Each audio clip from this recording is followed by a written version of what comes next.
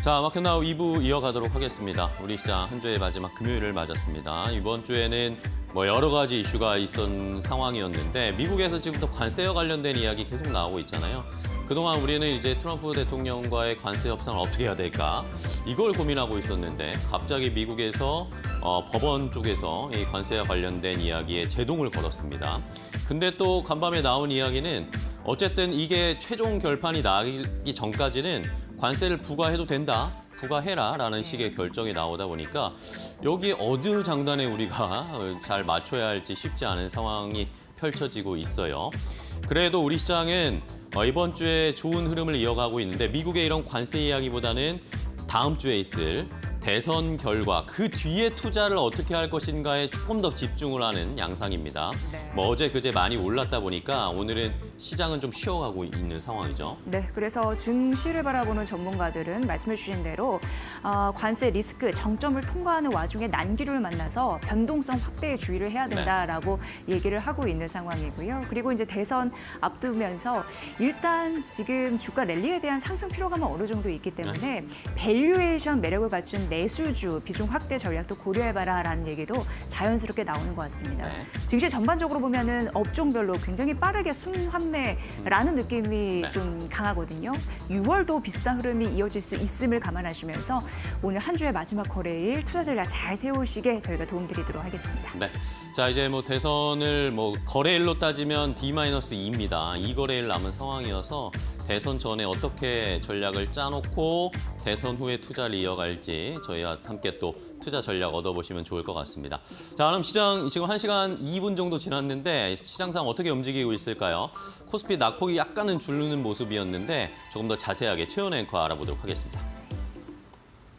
네, 오늘 한국 증시 양시장은 보합권에서 거래가 되고 있습니다. 오늘은 5월 30일, 5월의 마지막 거래일입니다. 한 달을 기준으로 봤을 때는 코스피, 코스닥 모두 다 쉼없이 달려왔습니다. 이제 코스피는 2,700선 위에서 움직이고 있는데요. 그런데 오늘은 재미없습니다. 한 달간의 흐름을 봤을 때는 꽤 좋았는데 오늘은 약간 재미없다라고 보시면 될 것 같은데요. 시가총액 상위 기업들은 다만 여전히 활발하게 움직이고 있습니다.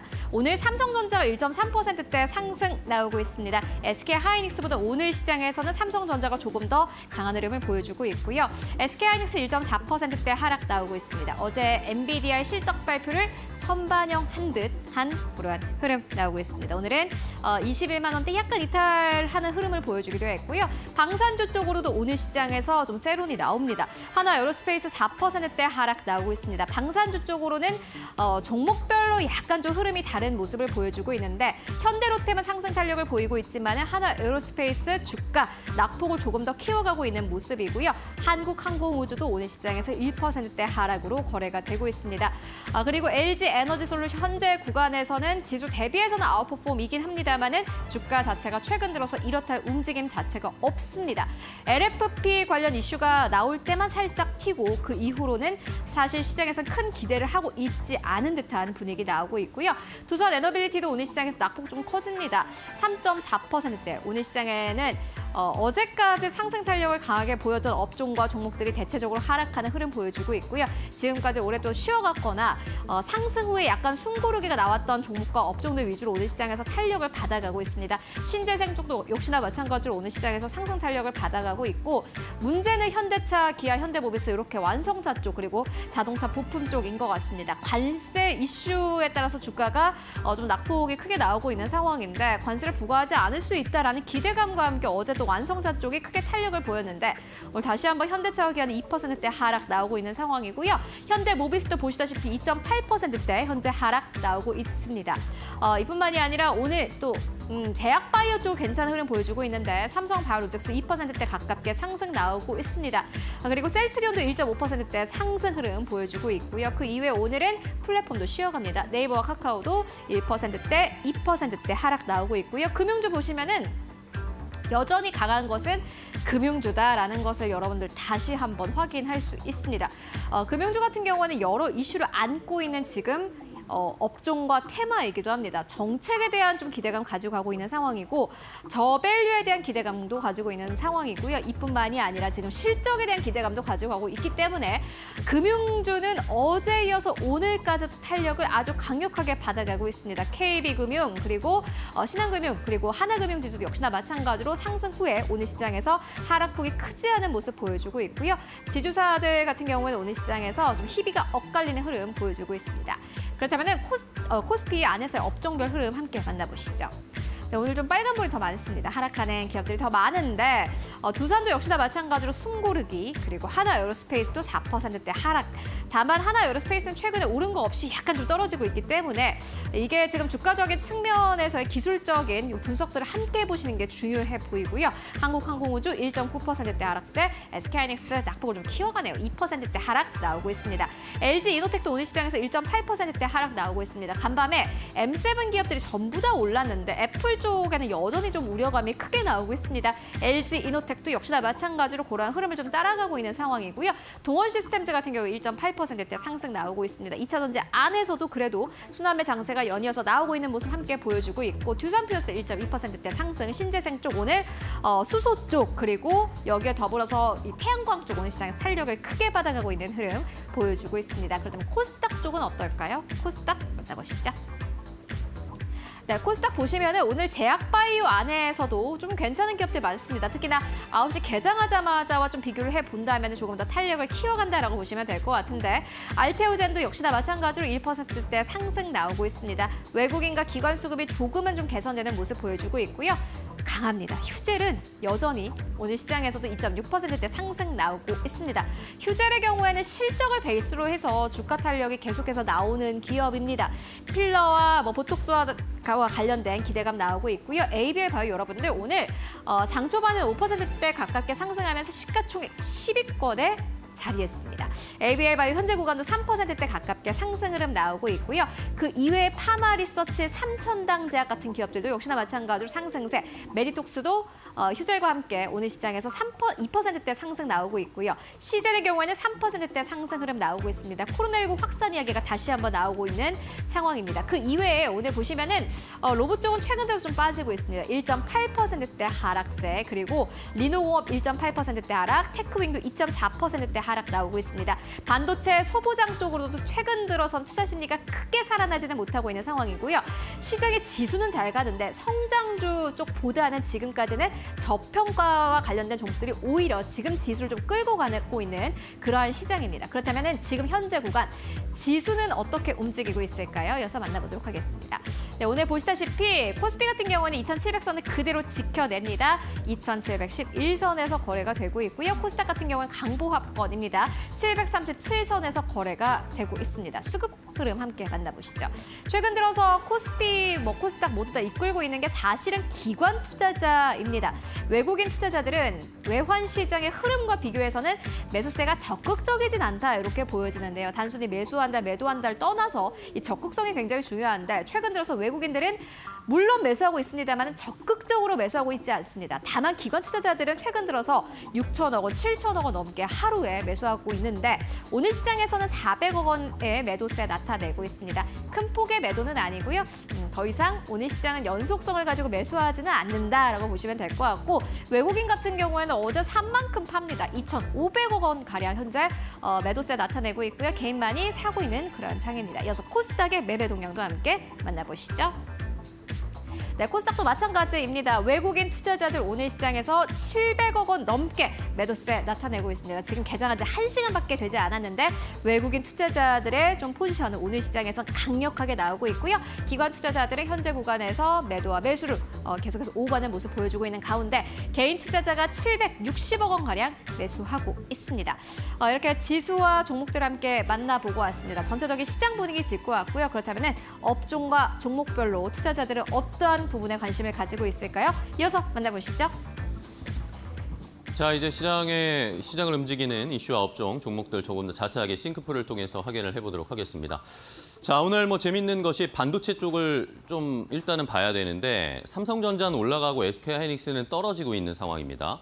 외국인 수급도 정반대인 상황이고 그런데 오늘 삼성전자는 오히려 올라가고 있죠. 간밤에 엔비디아가 어제 실적 발표하고 나서 오늘 미국 시장이 전반적으로 좋지 않았는데 엔비디아는 상승하면서 거래를 마감했어요. 근데 SK하이닉스는 어제 우리가 선반영을 한 것이었고 삼성전자가 오늘 하락 출발을 했다가 지금 상승으로 전환이 됐습니다.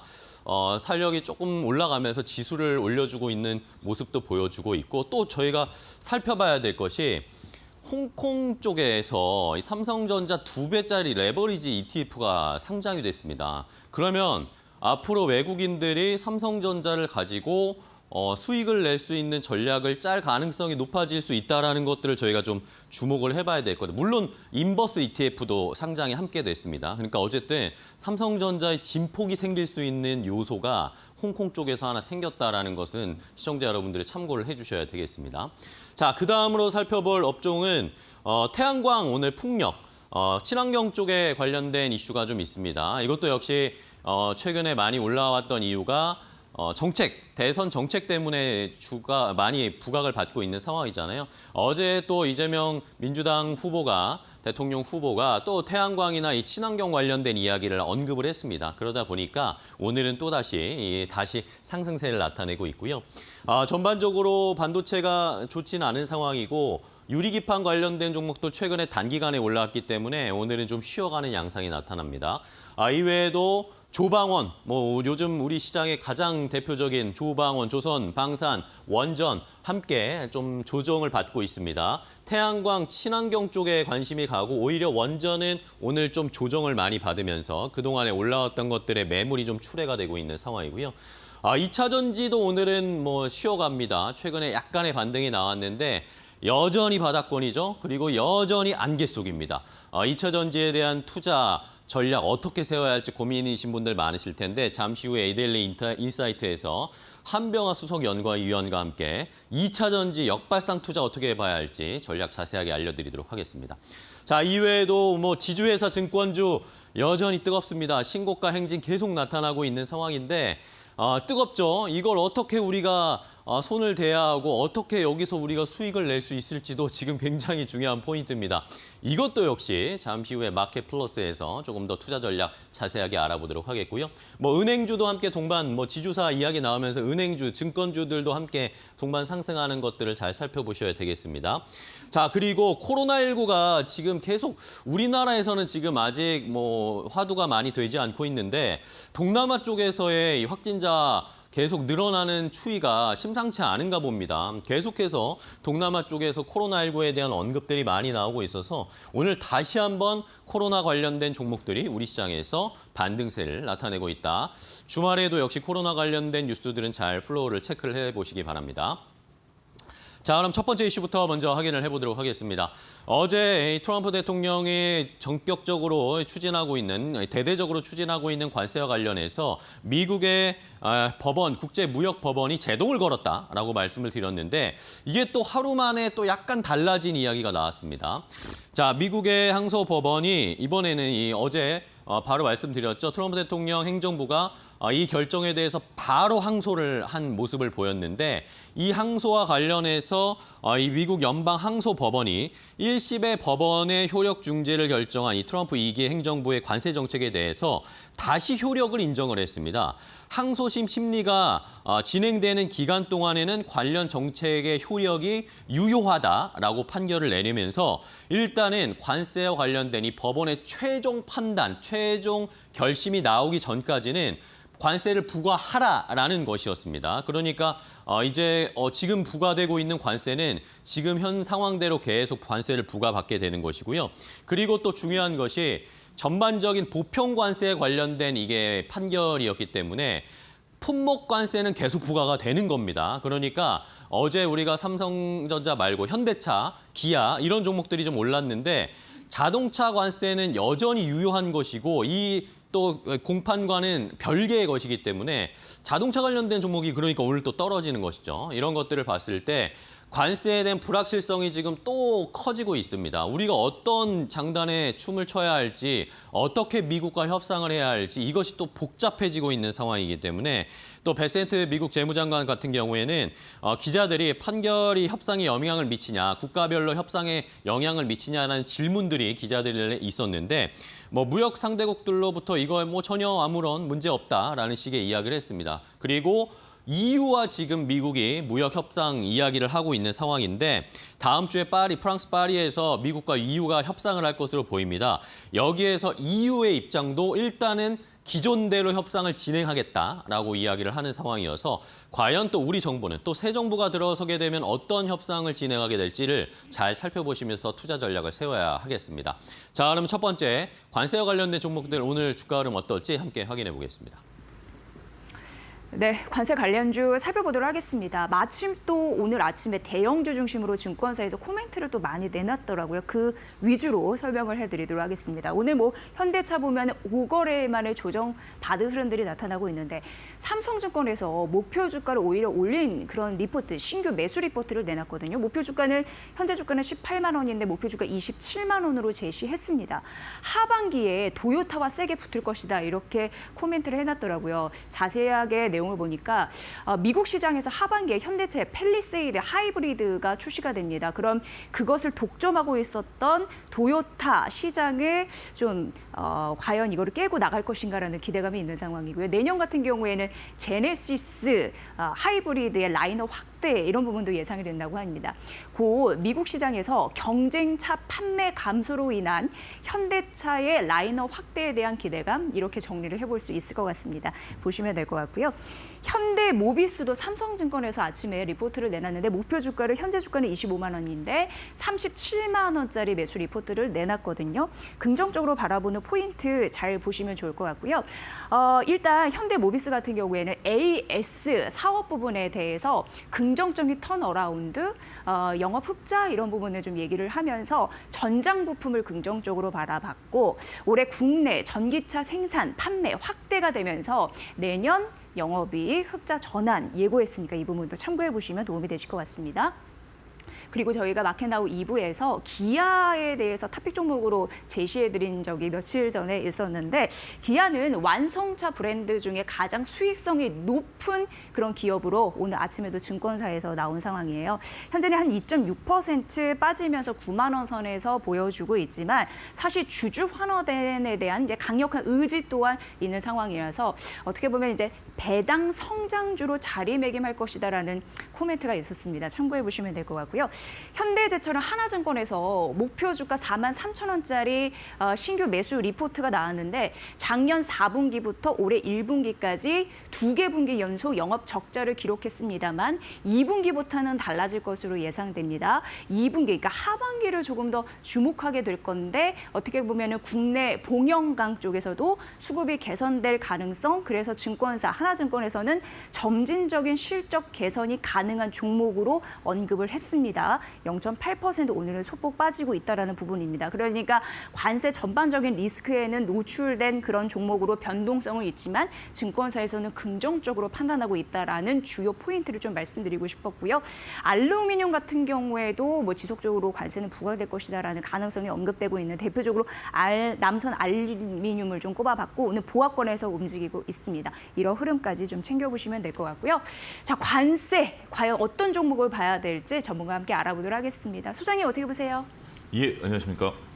일단 관세 종목들을 우리가 좀 보게 된다라면 전반적으로 봤을 때 이 관세에 아직 불확실성이 좀 있다라는 거죠.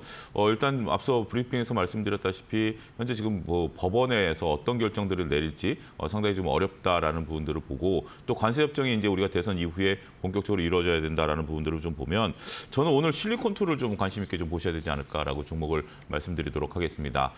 뜬금없이 실리콘투를 이제 얘기를 좀 드리는 거 아니냐라고 생각하실 수도 있긴 하겠습니다만 지금 앞서 언급한 자동차, 제철 이런 것들이 결국 관세 협정에 따라서 우리가 큰 폭의 수혜를 보든지, 그러니까 수혜라는 것이 정상화 단계를 갖는 것인지 아니면 여전히 또 오랜 관세에 대한 협상 과정에서 주가가 움직임이 없을지 이런 것들은 지켜봐야 되겠는데 화장품이라든지 이런 것들은 관세 무풍지대처럼 현재 움직이고 있다라는 점이 우리는 주목해야 되지 않을까 싶습니다. 지금은 관세 피해주나 관세 수혜주를 집중적으로 보기 어려운 형편이기 때문에 그와 상관없이 우리가 수출이 잘 되고 있는 쪽들을 오히려 지금은 좀 지속적으로 봐야 되는 것이 아니겠나. 그런 것들이 대표적으로 식품, 화장품 이런 부분들인데 지금 이제 실리콘2 같은 경우는 우리가 매출 1조를 달성하겠다. 그러니까 다양한 종류의 화장품에 대한 어떤 플랫폼들을 끌어가겠다라는 측면에 있어서 보면 실리콘2 같은 종목들이 현재 이런 복잡한 관세 정책 속에서 오히려 좀 안전하게 상승 여력을 탈 수 있는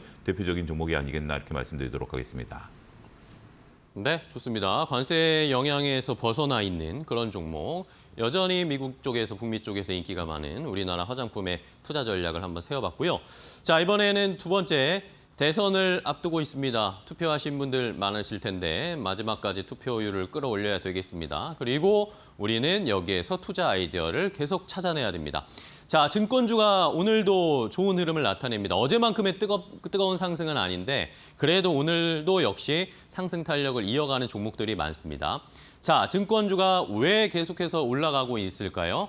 여러 이유가 있겠지만 일단은 지수도 함께 올라가고 있고 대통령 후보, 유력한 대선 후보들이 계속해서 당선이 되면, 내가 대통령이 되면 증시를 부양하겠다, 증시를 건전화시키겠다, 그리고 저평가되어 있는 것들을 다시 재평가받을 수 있도록 가치를 끌어올리겠다라는 공약들을 계속 내걸고 있기 때문입니다. 자, 어제 또 이재명 민주당 후보가 코스피 5천 실현하겠다 이 이야기를 다시 꺼냈습니다.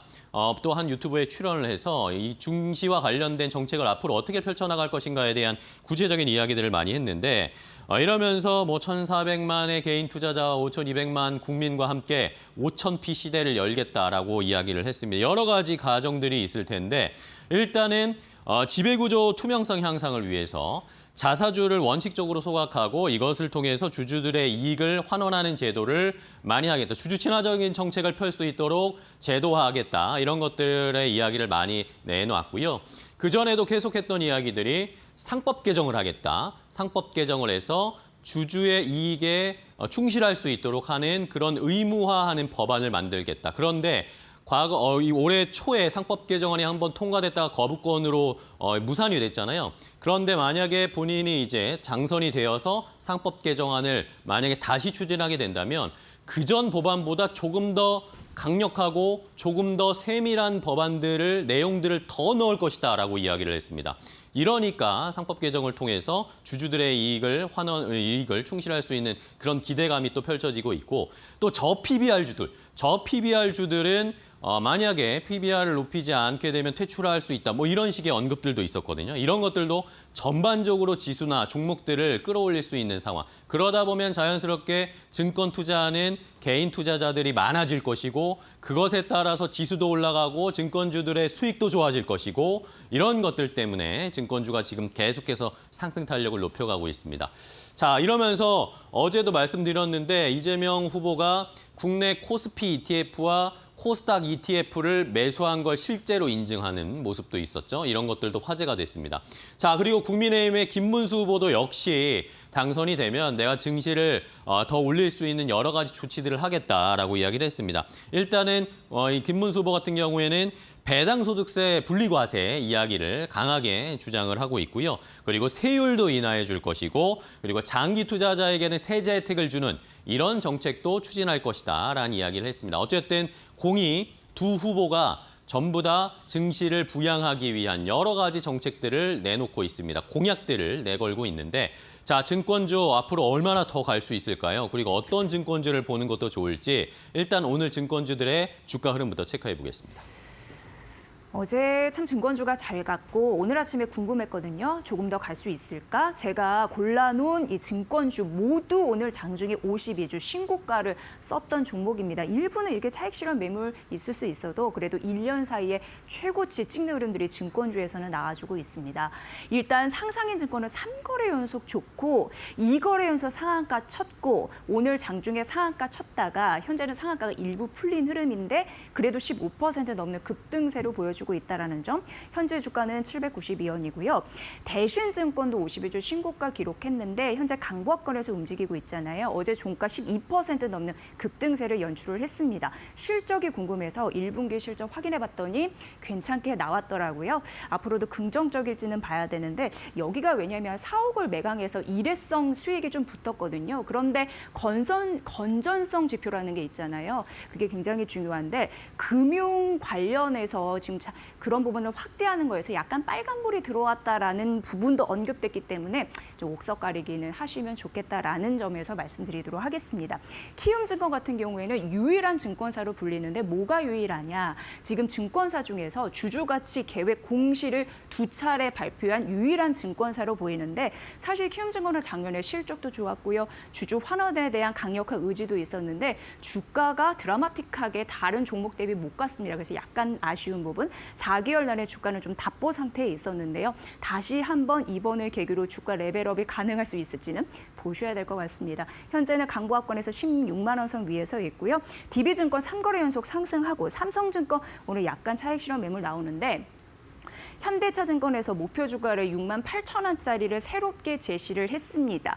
그래도 삼성증권은 대부분 사업부에서 안정적인 실적이 예상된다라고 했고 주주 환원율이 한 35.6% 정도라고요. 파악해 보시면 될 것 같고 현재는 6만 원 선 밑에서 움직이고 있다는 점 말씀드립니다. 증권주 52주 신고가 앞으로도 흐름이 계속될 수 있을지 궁금한데 어떤 증권주로도 봐야 될지 전문가 의견 들어보도록 하겠습니다. 소장님. 예, 일단 증권주 같은 경우 우리가 앞서 언급드렸다시피 양 대선 주자가 증시의 활성화에 대한 어떤 부분들을 좀 얘기를 하고 있기 때문에 바로미터로 본다라면 과거 우리가 동학개미 운동 3,000포인트 중반까지 갔을 때의 증권주들의 상승폭을 좀 참고하는 것이 좋지 않을까라고 좀 말씀드릴 수가 있겠습니다. 증시가 활성화된다라면 종합증권사가 있고요. 그다음에 이제 수수료 수입에 의존하는 개별 증권사들이 있는데 개별 증권사들의 그 주가 퍼포먼스가 상대적으로 당시 좋았다라는 점을 참고할 필요가 있다라고 좀 말씀드릴 수가 있겠습니다. 대표적으로 미래에셋증권과 키움증권 두 가지를 비교해 보면 미래에셋증권 같은 경우 동학개미 운동 당시 2배 정도 상승을 했고요. 키움증권 같은 경우 3배 정도 상승을 했습니다. 그래서 제가 주목하고 있는 것은 키움증권입니다. 아무래도 거래가 활성화된다는 거. 물론 이제 증시가 5,000포인트를 가게 된다라면 전반적으로 증권사가 할 수 있는 역할이라든지 일들이 많아지는 것들이 사실이죠. 자사주 매입과 소각이라든지 아니면 여러 가지 그 IPO라든지 채권 발행이라든지 할 수 있는 부분들도 있긴 하겠습니다만 그래도 물론 이제 키움증권 같은 경우 종합증권사로 가기 위한 노력들을 하고는 있습니다만 과거 사례를 봤을 때 여전히 개인 비중이 높은 키움증권에 대한 관심을 지속적으로 갖는 것도 지금 이제 바닥권에서 불과 한 50% 정도 오른 상황이거든요. 그래서 추가적인 상승 여력은 더 열려 있지 않을까 이렇게 말씀드릴 수가 있겠습니다. 네, 좋습니다. 증권주 중에 키움증권을 픽해 주셨고요. 자, 이제 마지막 세 번째 이슈 확인해 봐야 될 텐데 오늘 풍력 태양광 쪽에 신재생 에너지 쪽에 주가 흐름이 좋은 상황입니다. 이것도 역시 대선 정책과 연관되어 있는 상황입니다. 대선을 이제 코앞에 두고 있는 상황이기 때문에 마지막까지 막 변동성이 계속 이어지고 있는 상황인데 어제 이제 또 이재명 민주당 후보가 소셜 벤처 스타트업 간담회에 참여를 했는데 여기에서 재생에너지 이야기가 나왔어요. 재생에너지와 관련 전환을 가속해야 된다라는 그런 이야기를 다시 한번 강조를 하면서 미래 세대에게 빚을 넘기면 안 된다라고 이야기를 하면서 원자력, 원전 에너지를 쓰게 되면 어쨌든 지금의 원전 사용하는 것은 효율이 너무나 좋겠지만 만약에 폐기물 같은 것들은 미래 세대에게 넘기는 그런 일이 되기 때문에 정책적인 중장기적인 방향은 신재생 쪽으로 가야 된다라는 게 주요 포인트, 골자 이야기였습니다. 그러면서 재생에너지의 원가 이야기 계속 나오잖아요. 이게 효율이 있느냐 없느냐, 발전 단가가 비싼데 이걸 어떻게 충당할 수 있느냐라고 이야기했는데 이것에 대해서는 어쨌든 계속 대선 토론에서도 이야기했지만 대규모로 규모의 경제를 만들게 되면은 재생에너지의 단가가 떨어지게 되고 몇 년 후에는 회수가 가능하다. 이런 식의 이재명 후보의 주장을 계속 이어가고 있는 상황입니다. 이런 것들을 살펴봐야 되겠고요. 말씀드린 건 이런 내용들이 있습니다. 이러면서 앞으로 신재생 에너지 관련된 종목들 최근에는 아예 미국의 IRA법 때문에 이거 폐지 관련 이야기 때문에 신재생 에너지가 또 약간 출렁거리는 모습이 나타났는데 이게 미국 쪽의 모멘텀을 조금 더 집중해야 할지 아니면 우리나라 내부에서의 정책 모멘텀에 조금 더 집중을 해야 할지 신재생 에너지가 더 갈지 말지에 대한 궁금증이나 고민이 좀 이제 쌓이는 시간이 되어온 상황입니다. 과연 이 재생에너지에 대한 투자 어떻게 해야 할지 오늘 주가 흐름 체크해보면서 함께 이야기 나눠보도록 하겠습니다. 오늘 태양광 쪽에서는 8호가 눈에 띄었습니다. 3거래 연속 상승했고 오늘 상한가 쳤거든요. 상한가 풀리면서 현재는 25% 넘는 급등세를 보여주고 있고 여기는 태양광 발전용 추적 장치 만드는 곳입니다. 최근에 이제 햇빛 연금 관련해서 태양광 그 정책 수혜 공약주로도 부각이 돼서 급등하는 그런 부분도 있었는데 오늘 현재 주가가 1,131원 기록을 하고 있고요. 그리고 대성 파인텍 같은 경우는 7% 강세 흐름을 보여주고 있는데 여기는 이제 태양광 발전 설비나 그리고 태양광 주택용 시공 관련해 가지고 뭐 에너지 자립형 주택이나 농가의 솔루션을 제시하는 곳이다 이렇게 이해하시면 좀 쉬우시려나요? 현재는 1,126원 선 기록을 하고 있고요. HD 현대에너지솔루션의 대표적인 태양광 관련주인데 여기 태양광 모듈 기업이라고 보시면 되거든요. 근데 전체 사업비 중에서 80% 거의 뭐 90%를 태양광 쪽 모듈을 하다 보니까 정말 직간접적으로 영향을 받을 수 있는 대표적인 관련주이다라고 보시면 될 것 같고 현재 8% 넘는 급등세를 보여주면서 그 반등이라고 표현해야 될 것 같은데 44,150원 선 기록을 하고 있습니다. 그리고 풍력은 대표적으로 이제 대명에너지와 태웅이에요. 근데 대명에너지 같은 경우에는 신사업이 긍정적이기 때문에 실적 개선할 수 있다에 증권사에서 포커스 맞추고 있는 상황입니다. 대표적으로 긍정적인 흐름들, 이 풍력 쪽에서 나타나는데 왜 우리가 에너지 저장 장치를 ESS라고 하는데 배터리 에너지 저장 장치 BESS라고 하거든요. 그런 흐름에서 긍정적이고 해상 풍력 쪽에서도 신사업 모멘텀을 좀 갖고 있습니다. 태웅은 4거래 연속 상승하면서 오늘 장중에 52주 신고가를 기록을 했고요. SMR 수주 기대감이 있는 상황입니다. 풍력 같은 경우에도 증권사에서 1년 새 10% 가까운 사업 성장률을 기록하고 있다는 긍정적인 점수를 매기더라고요. 참고해 보시면 될 것 같고요. 오늘 태양광 풍력 관련주가 그래도 시가 대비 상승폭 높이는 양봉의 흐름을 하고 있다는 것도 특징이라서 오후장까지 그 힘을 확인해 보실 필요가 있겠습니다. 이 중에서는 뭘 봐야 할까요? 여쭤보도록 하겠습니다. 소장님. 아무래도 대장주를 좀 봐야 될 것 같습니다. 특히 이제 하나솔루션 같은 경우 그동안 이제 미국의 관세와 관련된 부분들 이러한 부분들 때문에 최근에 이제 주가 조정을 좀 받은 것이 상대적인 매력도가 있다라고 좀 말씀드릴 수가 있겠습니다. 물론 오늘 갭상승한 이후에 음봉을 나타내는 그런 부분들이 있긴 하겠습니다만 일단 지금 정책 관련주로서 이제 우리가 신재생 에너지들은 봐야 된다라고 좀 말씀드릴 수 있겠죠.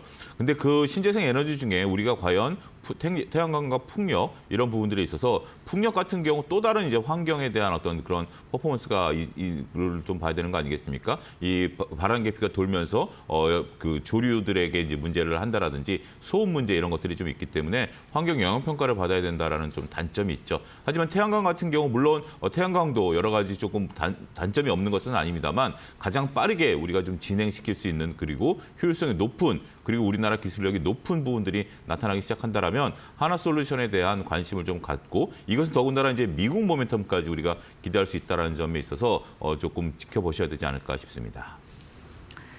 태양광 풍력으로 대표되는 신재생 에너지 시류를 잘 탈 수 있을지 관심 있게 지켜봐야겠네요. 네. 자, 하나솔루션 전략까지 세워봤고 이제 오늘 전략을 좀 세워봐야 되겠습니다. 차영조 선생님 궁금한데 이제 대선 오늘 하고 이제 다음 주 월요일 이 시장 거래되는 이틀밖에 남지 않았어요. 이 상황에서 저희가 전략을 어떻게 잡아가면 좋을지 이게 제일 궁금하거든요. 전략을 우리가 보게 된다라면 다음 주에 연휴가 있음에도 불구하고 오늘 이제 약간의 시장이 조금 주춤한 그런 모습들을 좀 보여주고는 있습니다.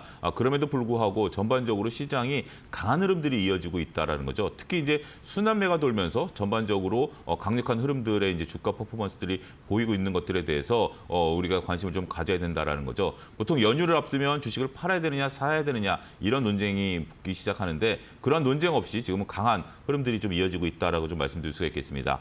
제가 대표적으로 보고 있는 것은 지금 이제 2차 전지 관련주들인데요. 2차 전지 관련주들 같은 경우 오늘 마이너스로 시작을 했습니다만 지금 다시 플러스로 전환시키려고 하는 움직임들이 나타나기 시작했다라는 거죠. 지난주 화요일, 수요일 강했다가 어제 조금 이제 조정을 좀 약하게 시작했다 다시 반등을 했고 오늘도 지금 상대적으로 강한 흐름들이 좀 이어지고 있기 때문에 대표적인 종목으로 LG 에너지 솔루션을 좀 봐야 되지 않을까라고 싶습니다. 여전히 시장에 있어서는 대장주 역할을 하고 있는 그런 부분들이고요. 지난 수요일 날 강한 반등 이후에 지금까지 약보합 그리고 오늘은 이제 강보합 이런 흐름들을 보여주고 있는데 수요일 날 반등세에 비하면 이틀 동안의 흐름이 굉장히 견조한 흐름들이다라고 말씀드릴 수 있겠습니다. 일단은 지금 LNF가 빨간불을 켜기 시작했고 에코프로마저 빨간불을 켜기 시작한다라면 코스피 코스닥 다 2차전지가 다시 주가 흐름들이 나타날 가능성이 있기 때문에 지금 오히려 다음 주를 두고 만약에 공략을 한다라면 그동안 순환매 속에서 많이 올랐었던 종목보다는 이제 움직이기 시작한 2차전지 중에서 LG에너지솔루션을 보셔야 되지 않을까 싶습니다. 목표가는 32만 원 제시해드리겠고요. 손절 라인은 27만 원 제시해드리도록 하겠습니다. 밸류 하단에 있는 2차 전지 관련주 과연 어떤 성장 모멘텀을 가질 수 있을지 네. 이후 인터뷰도 기대해 보도록 하겠습니다. 네. 예. 자, 마켓나우 브리핑으로 오늘 시장의 전반적인 분위기 확인을 해봤습니다. 때마침 말씀을 해주셨으니까 2차 전지 지금 어떻게 투자해야 될지 여러 가지 의견들이 나오고 있습니다. 오히려 저점에 지금 공략할 시기다, 아니다, 아직 좀 시간이 더 필요하다, 기다려야 한다 그런 의견들이 많은데 잠시 후에 이데일리 인사이트에서 한병화 수석연구위원과 더 자세하게 2차 전지 투자 전략 알려드리도록 하겠습니다.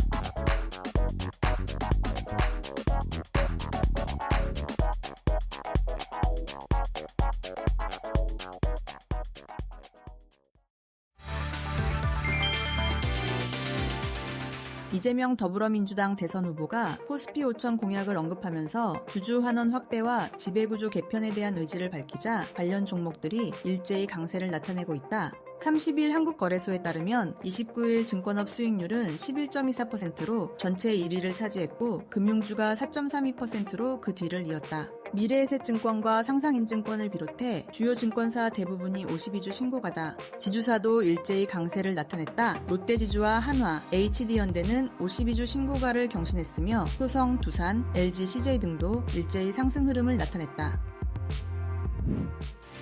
연방항소법원이 트럼프 대통령이 부과한 대부분의 관세를 무효한 하급심 판결의 효력을 일시적으로 중단하라는 트럼프 행정부의 요청을 받아들였다. 29일 미국 연방순회항소법원은 간략한 명령문을 통해 전날 판결에 대한 효력 정지를 승인했다. 항소법원이 1심 판결에 대한 본안을 진행하는 동안 전날 판결의 효력은 중지된다. 항소법원은 명령문에서 국제통상법원이 지난 29일 밤 내린 판결은 본 법원이 관련 서류를 검토하는 동안 추가 통지가 있을 때까지 일시적으로 효력을 정지한다고 밝혔다. 이번 결정으로 트럼프 행정부는 숨 돌릴 시간을 벌었으며 대통령이 글로벌 관세 체제를 독자적으로 시행할 권한이 있다는 점을 주장할 기회를 얻게 됐다. 이에 따라 현재 모든 교역국을 상대로 시행되고 있는 10% 기본 관세, 중국을 상대로 부과하고 있는 30% 관세는 당분간 유지된다.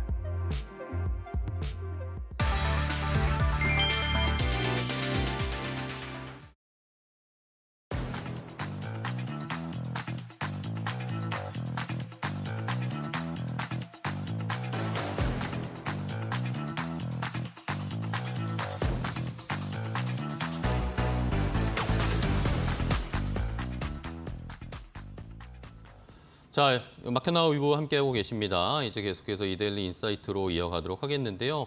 일단은 시장 상황 간단하게 체크를 해보면 코스피가 지금 일단은 좀 등락이 있네요. 오늘 코스피가 하락 출발을 했다가 삼성전자가 좀 올라오면서 지수를 좀 만회하는가 싶었는데 이러다가 또 방산이나 원전주들이 오늘은 또 조정을 많이 받네요. 최근에 많이 올라왔던 것들이 조정을 받으면서 코스피는 0.46% 2,708포인트 선에서 움직이고 있고 코스닥이 상대적으로 좀 힘을 내면서 보합권 수준에 지금 위치를 해 있습니다. 중국 쪽의 출발 상황도 간단하게 체크를 해보겠습니다. 중국 상해 종합지수나 홍콩 항생지수 어제는 좋았습니다. 상해 종합지수가 0.7% 상승 마감했는데 오늘은 약보합권 수준에서 출발하는 수준이고 홍콩 항생지수도 어제 1% 넘게 상승했는데 그런 것들을 좀 토해내면서 오늘 1% 가까이 하락 출발한 시장의 분위기를 확인을 해보셔야 되겠습니다. 일본 니케이 지수는 그래도 우리보다 더 많이 빠지고 있습니다. 1.4% 넘게 일본 니케이가 빠지면서 우리가 상대적으로 어쨌든 최근에 우리 시장 좋은 분위기는 계속 이어가고 있다는 것도 오늘 그 온도를 느낄 수 있는 상황입니다.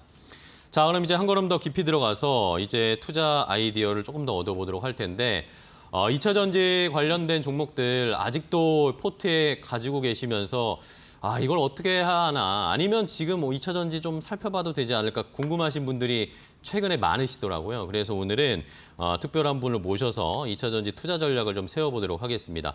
유진투자증권 한병화 수석연구위원과 이야기 나누겠습니다. 안녕하세요, 위원님. 네, 안녕하세요. 네, 반갑습니다. 네. 자, 위원님 좀 특별히 모시자고 했습니다. 2차 전지 궁금하신 분들이 워낙 요즘 많은 상황이어서 오늘 좀 해법을 좀 얻어보려고 하는데 자, 일단은 제가 한병화 위원님이 언제였나요? 그때 우리 공매도 재개될 때 그 시기에 아마 그 리포트를 발간을 하셨더라고요. 근데 그때 오히려 역발상 투자를 해야 된다. 2차 전지 오히려 지금 저가에 모아가는 전략이 좀 필요하다. 그런 리포트를 보고 제가 눈에 띄었었거든요. 그런 입장이나 스탠스가 지금도 여전하신지 궁금합니다, 일단. 네, 그럼요. 네. 당연히 유효합니다. 제가 한 거의 2년 가까이 전기차와 배터리 시장에 대해서 좀 부정적인 리포트를 계속 적어서 이제 아마 개인 투자분들 중에서 이제 저한테 이제 감정이 안 좋으신 분들도 많으실 것 같은데요. 제가 그렇게 이제 그 부정적인 보고서를 과거에 이제 적었던 이유는 네네. 전기차에 관련된 성장 속도가 낮아진다는 것을 이제 제가 감안을 해서 거기에 비해서 이제 유독 K 배터리 주가들만 이제 급등을 하는 상황이었기 네네네, 때문에 그렇죠. 제가 이제 거기에 대해서 워닝 사인을 드린 것이고요. 제가 이제 최근에 이제 글쎄 한 6개월 정도 돼가는 것 같습니다. 네. 비율을 바꾼다고 이제 말씀드린 보고서를 썼던 것은 그때하고 반대죠. 특히 이제 그 전기차 시장의 크기가 네. 유럽이 이제 우리 업체들한테는 가장 큰 시장이거든요. 네. 거기서 이제 우리가 유럽 시장이 굉장히 위축이 되면서 부진했었는데 유럽의 성장 속도가 이제 다시 정상화될 것 같다. 그게 이제 가장 큰 이슈였고요. 네. 미국은 트럼프가 저렇게 이제 안 좋게 할지는 사실은 그 당시에는 이제 그까지는 예상을 못했어요. 네네. 못했는데 미국이 좀 생각보다 안 좋아진다 하더라도 유럽이 제 생각보다 지금 조금 더 좋은 상태입니다. 그러다 보니까 제 기본적인 생각은 유지한다. 지금은 주식을 팔 때가 아니고 배터리 쪽 종목 네네. 중에서는 가지고 계신 분들은 뭐 손실을 많이 보셨겠죠. 네네. 근데 이걸 뭐 절망적으로 보고 그냥 버리실 때가 아니고 유지를 하시고 없으신 분들은 이제 좀 분할을 매수해서 저점 매수를 해 들어갈 구간이다. 저는 그렇게 판단하고 있습니다. 알겠습니다.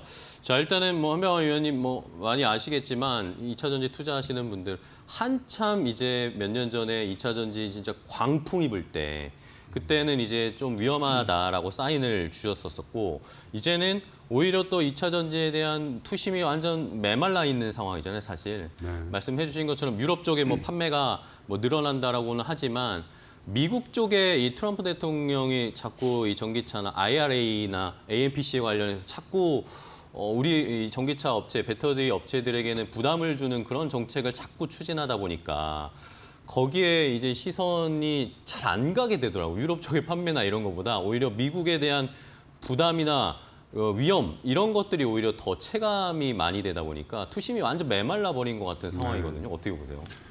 그 트럼프가 이제 그 부리는 그 객기 뭐 이런 것들이 워낙 강하다 보니까 네. 사실은 투자자들한테 심리 상태는 좋지는 않은데요. 네. 근데 이런 건 있습니다. 그러니까 트럼프의 그 전기차와 관련된 뭐 나몰라라는 정책들이 당연히 안 좋죠. 네. 안 좋은데 또 반작용이 있게 되거든요. 특히 이제 중국 배터리에 대해서 예. 완전히 이제 차단하는 방향으로 정책 방향이 이제 정해졌기 때문에 지금 중국에 사실은 ESS 관련된 배터리 수입이 굉장히 많습니다. 거의 네. 미국 그 ESS 설치량의 거의 한 뭐 90% 그쵸, 예. 이상이 이제 중국산 중국 배터리를 거죠. 쓰거든요.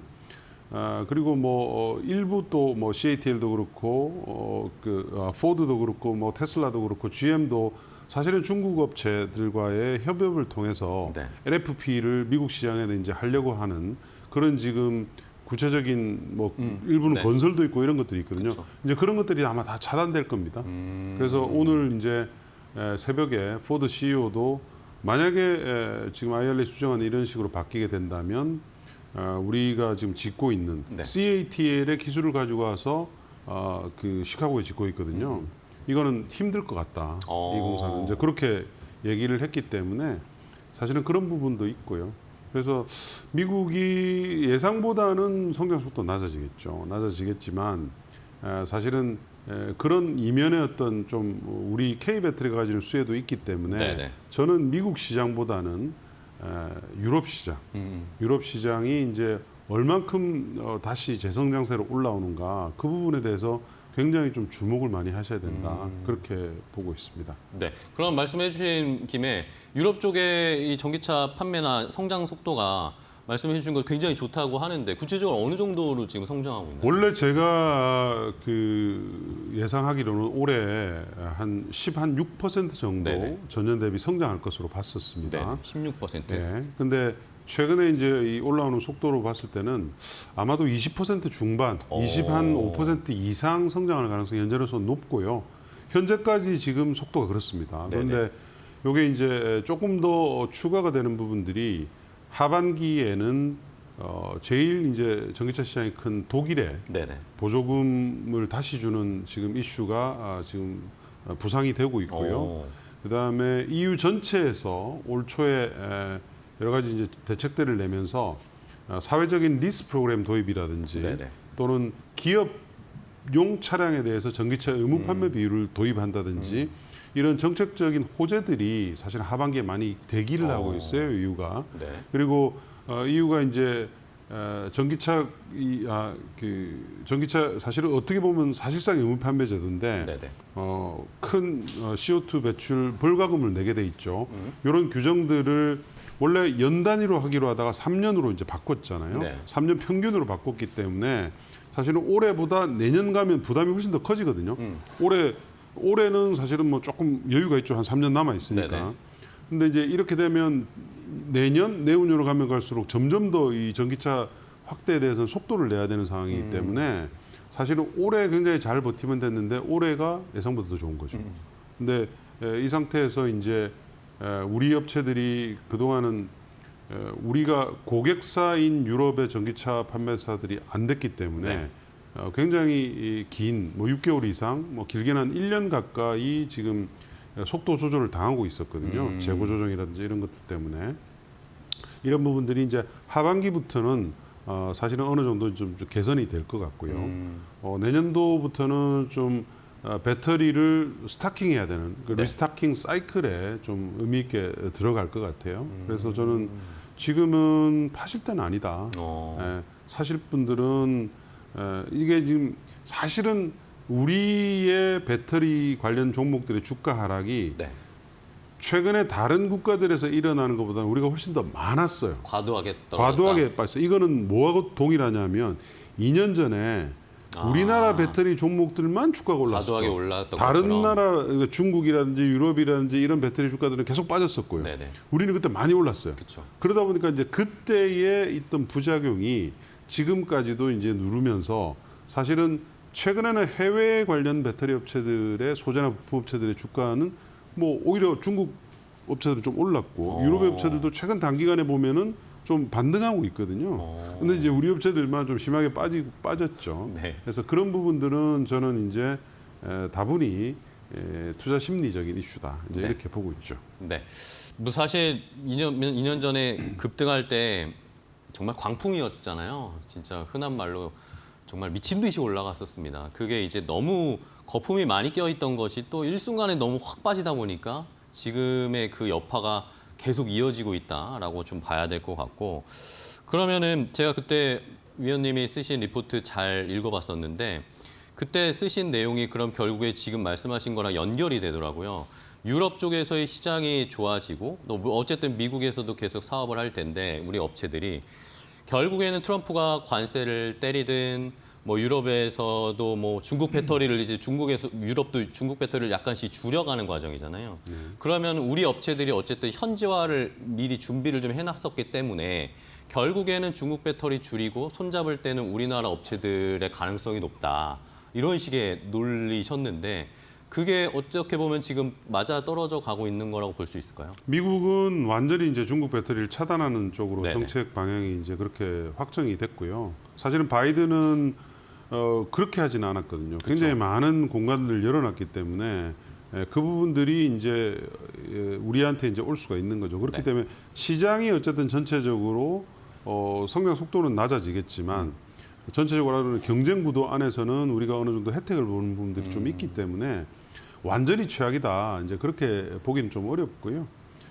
그래서 이제 과연 우리가 유럽에서 그동안 이제 계속 중국 배터리 업체들한테 점유율을 잠식을 당해왔었거든요. 네네. 우리가 압도적으로 높다가 이런 부분들이 이제 언제 정도부터 바닥을 찍고 반등세로 나오느냐 이제 그게 중요한데 저는 뭐 내년 정도부터는 가능하다 그렇게 좀 보고 있습니다. 네. 그럼 미국 쪽에서도 최근에 이번 주에 또 이슈가 있었잖아요. GM이 LG 엔솔이랑 삼성 SDA한테 LFP 라인 좀 늘리자라는 식으로 요청을 했다고. 뭐 근데 오늘도 뭐 포드 이야기가 나오면 만약 포드도 이런 것들을 우리와 함께 할 수 있지 않을까. 이런 거 보면 미국 쪽에서도 뭐 나쁘지 않은 것 같다는 느낌이 드는데 어떻게 보세요? 뭐 그럴 수밖에 없는 상황이죠. 네. 뭐 워낙 그 타이트하게 예전에 IRA의 초안에 들어가 있었던 해외 우려 집단 FEOC라고 하는데요.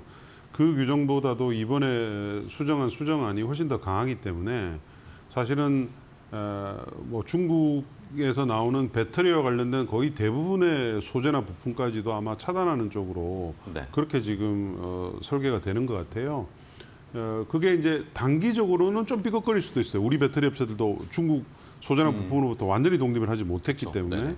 근데 어쨌든 이게 조금 긴 그림에서 본다면 우리 업체들은 충분히 이거를 사실은 뭐 단가 이슈지 네. 기술이나 이런 것 때문에 중국 걸 쓰는 건 아니거든요. 그래서 충분히 가능하기 때문에 우리 업체들한테는 미국의 LFP 시장도 한국 업체들이 이제 완전히 그 다 장악하는 그런 지금 추세로 들어간다고 할 수가 있습니다. 네.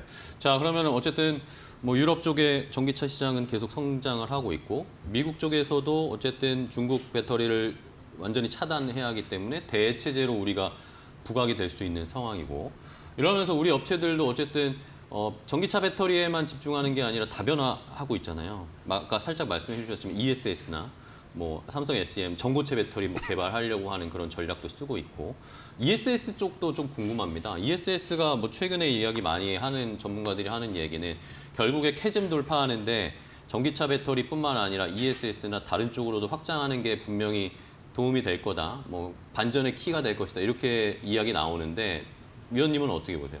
맞는 얘기죠. 원래 ESS는 글로벌 배터리 시장에서 보면 전기차 대비해서 약 한 10% 정도 수준밖에 안 네네, 됐었어요. 근데 최근에 워낙 글로벌리 재생에너지 설치가 폭발적으로 늘어나고 있죠. 작년에 글로벌 전체에 세워진 풍력 태양광 설치량 합계가 560기가 정도 됐습니다. 이거를 사실은 ESS에 다 해서 끊김없이 가기 위해서는 사실상 연간 한 1000기가와트 아워 이상의 배터리가 필요해요. 네네. 근데 이제 그거는 당연히 이제 너무 많기 때문에 지금 할 수가 없고 네. 일부 이제 국가들 특히 이제 미국 같은 데는 보조금을 주기 때문에 ESS 설치량이 작년도에 거의 40기가와트 아워 정도까지 늘어났어요. 이 정도면은 60kWh짜리 배터리를 감안하면 약 80만 대 정도 전기차예요. 근데 작년에 미국의 전기차가 BEV, PHP 합쳐서 150만 대 팔렸으니까 ESS 시장이 얼마나 많이 커진 겁니까? 그러네요. 굉장히 많이 커진 거예요. 그렇기 때문에 사실은 우리 배터리 업체들이 준비를 잘 하면 지금 이미 뭐 잘 하고 있습니다. 네네, 그렇죠. 잘 하면은 뭐 전기차의 어떤 부진을 좀 만회를 할 수 있을 것 같고요. 그리고 조금 전에 말씀하신 대로 배터리 산업이 좋은 것들이 적용되는 인더스트리가 계속 늘어나잖아요. 확장되고 있어요. 네. 그래서 조만간 이제 뭐 여러분 잘 아시는 로봇 관련해서 로봇 아주 배터리. 네. 고밀도 배터리가 이제 들어가야 되기 때문에 그런 부분들은 사실은 뭐 중국 업체들이 한국 업체들보다 앞선다고 얘기할 수는 없거든요. 뭐 전고체 배터리도 들어가게 될 것이고 아마도 그 하이니켈 배터리 쪽에서도 뭔가 좀 그쪽에 또 돌파구가 열릴 것이고 네. 그런 이제 상황들이 계속 진행이 되기 때문에 너무 배터리 부분을 부정적으로 네. 보시지 지금 않아야 되는 시점이다 그렇게 말씀드립니다. 위원님이 계속 너무 부정적으로 보실 필요 없다라고 뭐 어쨌든 잘 드러나지 않지만 이것저것 여러 방면을 확장하고 있고 말씀해 주신 건 뭐 전기차뿐만 아니라 ESS, 로봇, 뭐 우주 산업에 들어가는 배터리 뭐 이런 이야기들이 지금 계속 나오고 있어요. 준비를 잘 하고 있다라는 소식들도 나오고 있고 그러다 보니까 최근에 2차 전지 우리나라 업체들 사이에서 뭐 움직임들이 막 나오고 있습니다. 뭐 이번 주에 GM이랑 뭐 이야기도 나왔지만 사실 어제도 저도 깜짝 놀라는 소식이 나왔거든요. 뭐 보셨겠죠, 위원님도? SK온이랑 뭐 포스코 퓨처엠이 갑자기 뭐 합병을 한다, 뭐 그런 이야기. 물론 뭐 지금은 아니다라고 양사가 다 얘기를 했지만, 그리고 또 뭐 삼성 SDI도 포스코 퓨처엠도 유상증자를 막 하고. 뭔가 지금 움직임들이 막 나타나고 있는데 지금 이런 건 저희가 어떻게 해석을 해야 될까요? 업황이 안 좋을 만큼 안 좋구나 그렇게 네. 보시는 게 맞죠. 그런 건가요? 얼마나 안 좋으면 한때 그룹의 미래를 담당한다고 생각을 했던 배터리 사업 부분을 저렇게 서로 빅딜을 하려고 할까? 네네. 뭐 이렇게 이제 해석을 할 수가 어. 있죠. 그러니까 업황에 사실은 그 바닥 시그널이 보통 이런 데서 나옵니다. 네, 생존하기 위해서 이제 증자를 해야 되고 네. 투자자들은 또 이제 그걸 이제 못 참는 거죠. 증자를 하게 되면 어쨌든 희석이 되기 때문에 야 정말 안 좋구나 해서 이제 주식을 파는 네네. 이제 그런 것들이 보통 거의 업황의 최고 바닥에서 나오는 그런 시그널들입니다. 안 좋은 상황을 지금 돌파하고 있는 걸로 네. 저희가 해석을 해야 근데 되나요? 이제 이 부분을 꼭 염두를 해 두셔야 돼요. 뭘까요? 과연 그러면 전기차 산업이 네. 이대로 구조적으로 무너질 건가? 뭐 사실은 트럼프 뭐 이제 3년 한 6개월밖에 안 남았잖아요. 그렇죠. 네. 트럼프가 끝나고 난 뒤에도 미국 시장 계속 부진할 건가? 이런 부분들을 이제 판단을 하셔야 되는데 그 부분들의 답은 명확하죠. 그러니까 전기차 산업이 그냥 대세인 것만은 이미 확정이 된 시그널이에요. 이미 중국은 50%를 달성을 했잖아요. 그렇죠. 네. 그래서 중국 같은 방향으로 유럽과 미국이 가는 것은 사실은 시간 문제일 뿐이에요. 그렇죠. 근데 아직 유럽은 이제 20%대 초반, 미국은 더 낮죠. 10% 그렇죠. 정도 수준이기 때문에 두 개를 합치면 평균 한 5, 6% 정도쯤 그렇네요. 돼요. 네. 그러면 이게 어쨌든 한 8, 90%, 뭐 90% 이상 가는 게 전기차 시대이기 때문에 아직 많이 남았죠. 그쵸. 이제 성장의 어떻게 보면 초입 단계라고 보시면 돼요. 그래서 초입 단계이기 때문에 뭐 어떤 일이 일어난다 하더라도 사실은 시간이 좀 지나면 분명히 좋은 여러 가지 이제 산업의 그 과실을 보실 수가 있으실 거예요. 네, 알겠습니다. 자, 어쨌든 뭐 2차 전지 말씀해 주신 것은 시장은 계속 커질 것이고 뭐 이런 뭐 우리나라 업체들 뭐 유증을 하고 뭐 합병을 한다 이런 이야기 결국에는 뭐 시장이 재편되는 거 아닌가? 2차 전지 배터리 업체들 뭐 노스볼트도 막 파산하고 중국에서도 배터리 업체들이 막 수백 개 있었는데 막 엄청 많이 사라졌잖아요. 그런 재편하고 있는 과정이 아닌가라는 생각이 듭니다. 자, 그럼 마지막으로 그러면은 진짜 이제 바닥을 통과하고 쾌즘을 통과하고 있는 지금 고난의 행군 중인데 그렇다면 어쨌든 시간이 좀 걸릴 것 같습니다. 이 바닥을 통과하는 시그널이라고 해야 될까? 이런 걸 보면 이제 업황이 좀 개선됐구나. 시장에서도 심리가 좀 개선되는구나 라는 것들을 어떻게 느낄 수 있을까요? 일단 뭐 당연히 유럽의 판매량, 네. 전기차 판매량에 굉장히 관심을 많이 가지시면 될 것 같고요. 현재까지도 괜찮았었는데 네. 1분기에 이제 유럽의 CO2 배출에 대한 페널티에 대한 규정이 바뀌는 이런 네. 것들이 있었어요.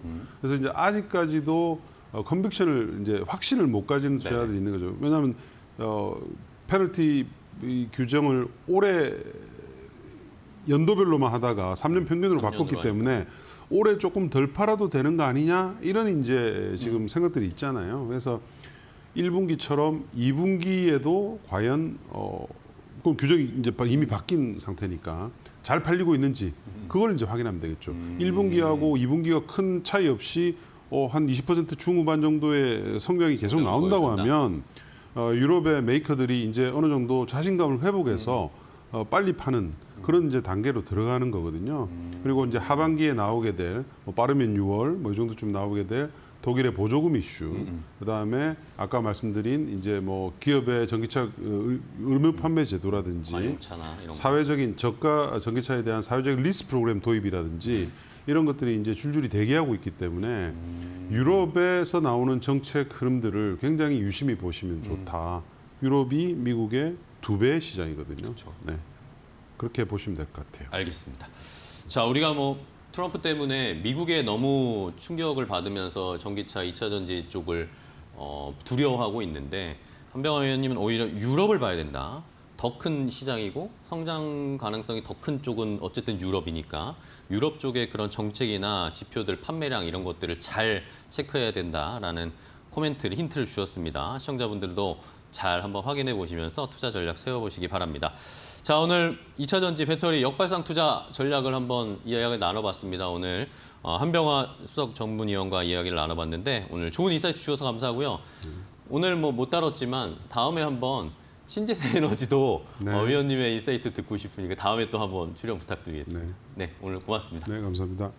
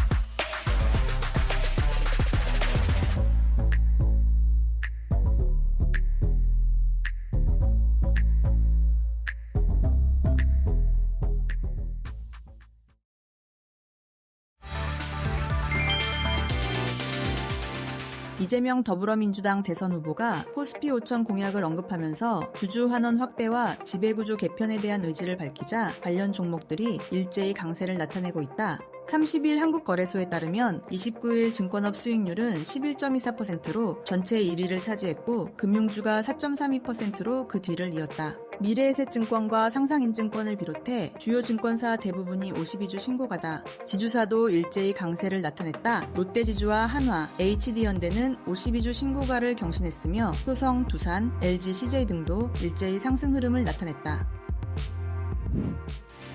연방항소법원이 트럼프 대통령이 부과한 대부분의 관세를 무효한 하급심 판결의 효력을 일시적으로 중단하라는 트럼프 행정부의 요청을 받아들였다. 29일 미국 연방순회항소법원은 간략한 명령문을 통해 전날 판결에 대한 효력 정지를 승인했다.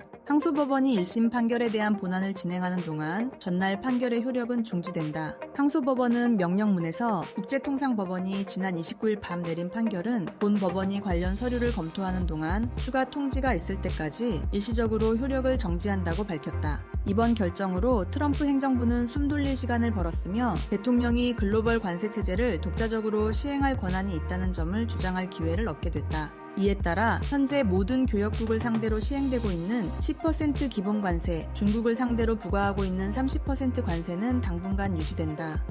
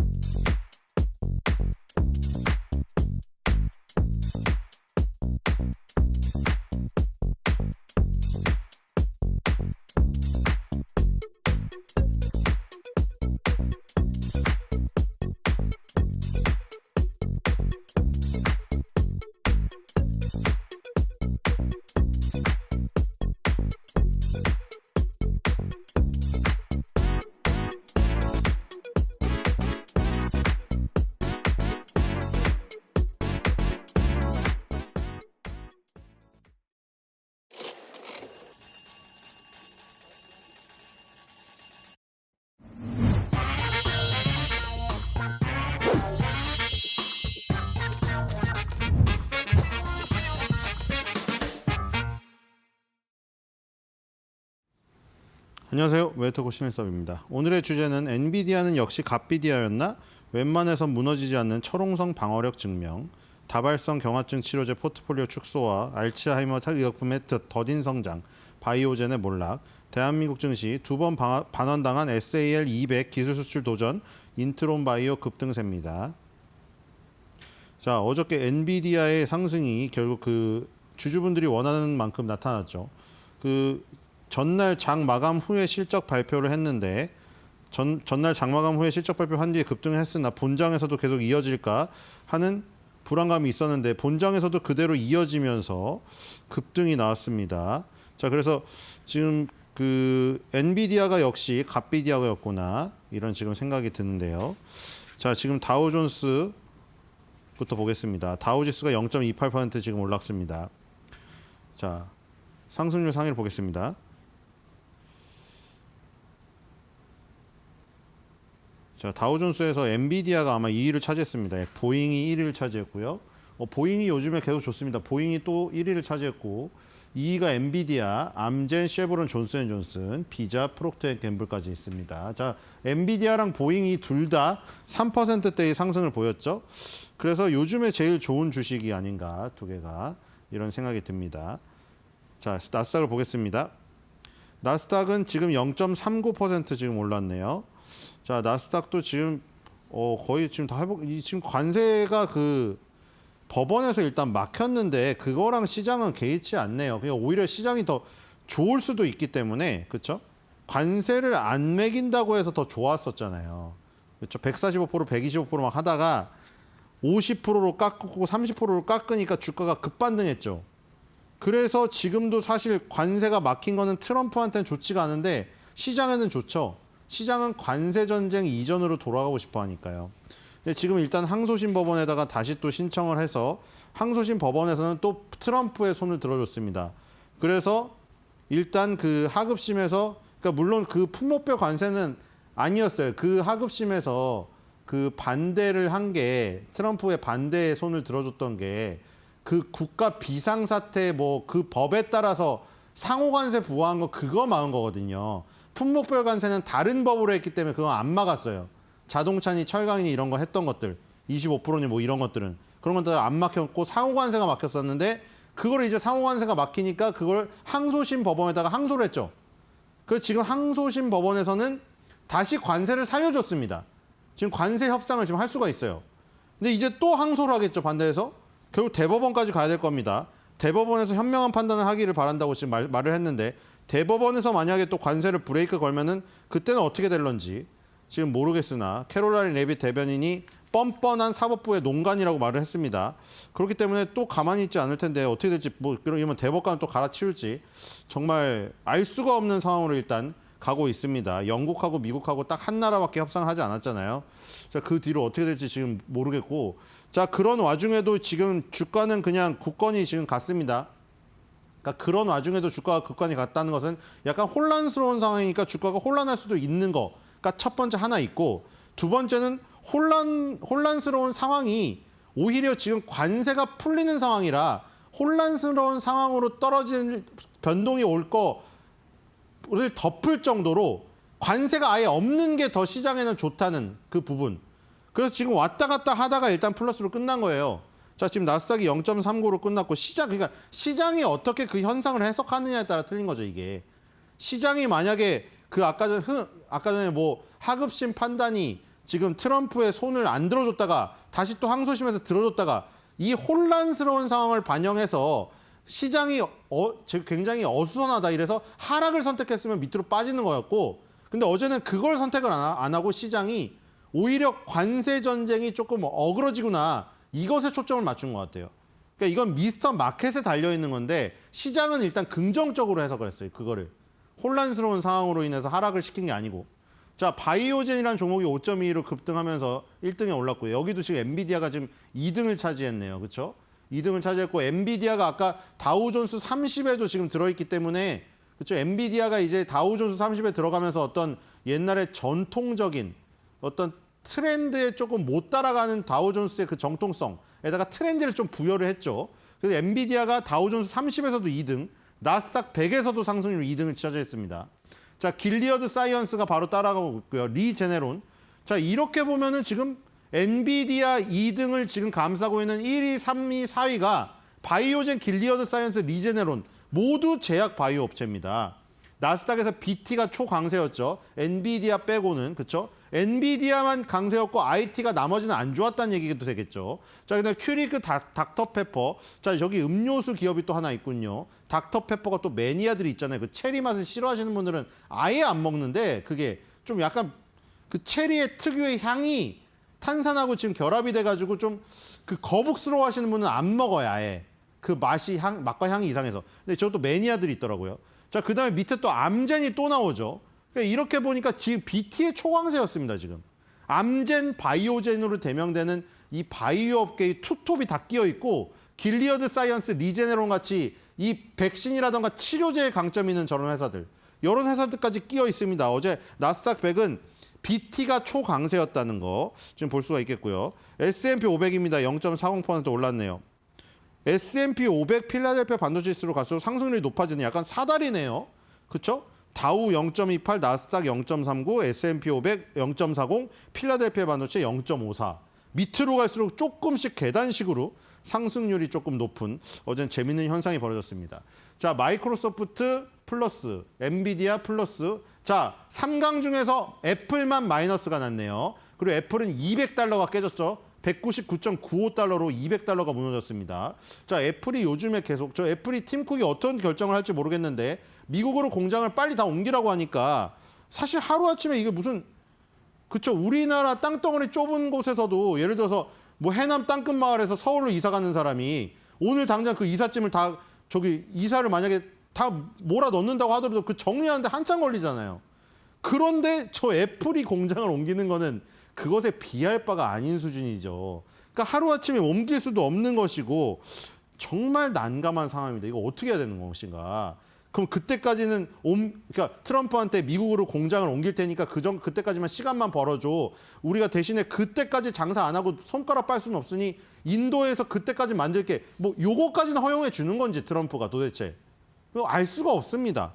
다시 한번 불러야 될 것 같아요. 왜냐면 어제도 파월을 불렀잖아요. 오랜만에 아니라 이 1기 이후에 처음으로 불렀죠. 그러니까 이제 애플도 또다시 또 팀쿡을 또 불러서 마라라고 리조트로 부르던 워싱턴 DC로 부르던 어디 불러가지고 좀 저기 해야 될 것 같아요. 얘기를.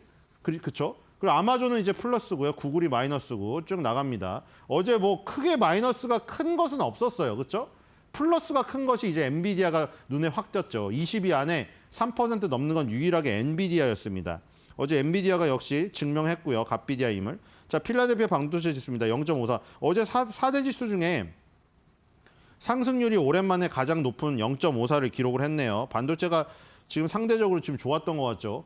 자, 여기도 또 엔비디아네요. 자, 엔비디아가 엔비디아가 필라델피아 반도체 지수에서 지금 상승률 1위, 그렇죠? 다우존스 30에서 상승률 2위, 나스닥 100에서 상승률 2위, 그렇죠?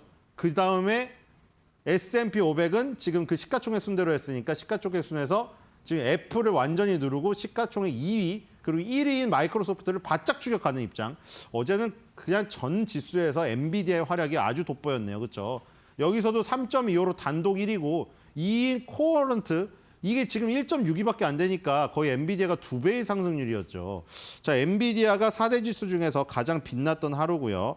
역시 우리나라 서학개미분들이 많이 갖고 있는 주식이기 때문에 환호를 할 수밖에 없었죠. 자, 특징주는 바이오젠 보겠습니다. 아까 전에 나스닥 100에서 바이오젠이 1위를 차지하고 2등이 엔비디아였죠. 엔비디아가 여기서도 1등을 차지할 뻔했는데 바이오젠이 살짝 앞섰습니다. 바이오젠이 지금 어제는 상승률 1위를 기록했는데 최근에 모습이 너무 안 좋아요. 지금 2023년도만 해도 얘네가 $300 수준에 있었는데 지금 $110까지 찍었고 이번 연도에 지금 $132 수준에 있는데 주가가 반토막 이상이 났습니다. 지금 이런 모습이 아까 암젠하고 바이오젠이 이 바이오 업계의 투톱이라고 말씀드렸잖아요. 암젠은 지금 이렇지 않거든요. 암젠 같은 경우 암젠은 지금 다우존스 30에도 있습니다.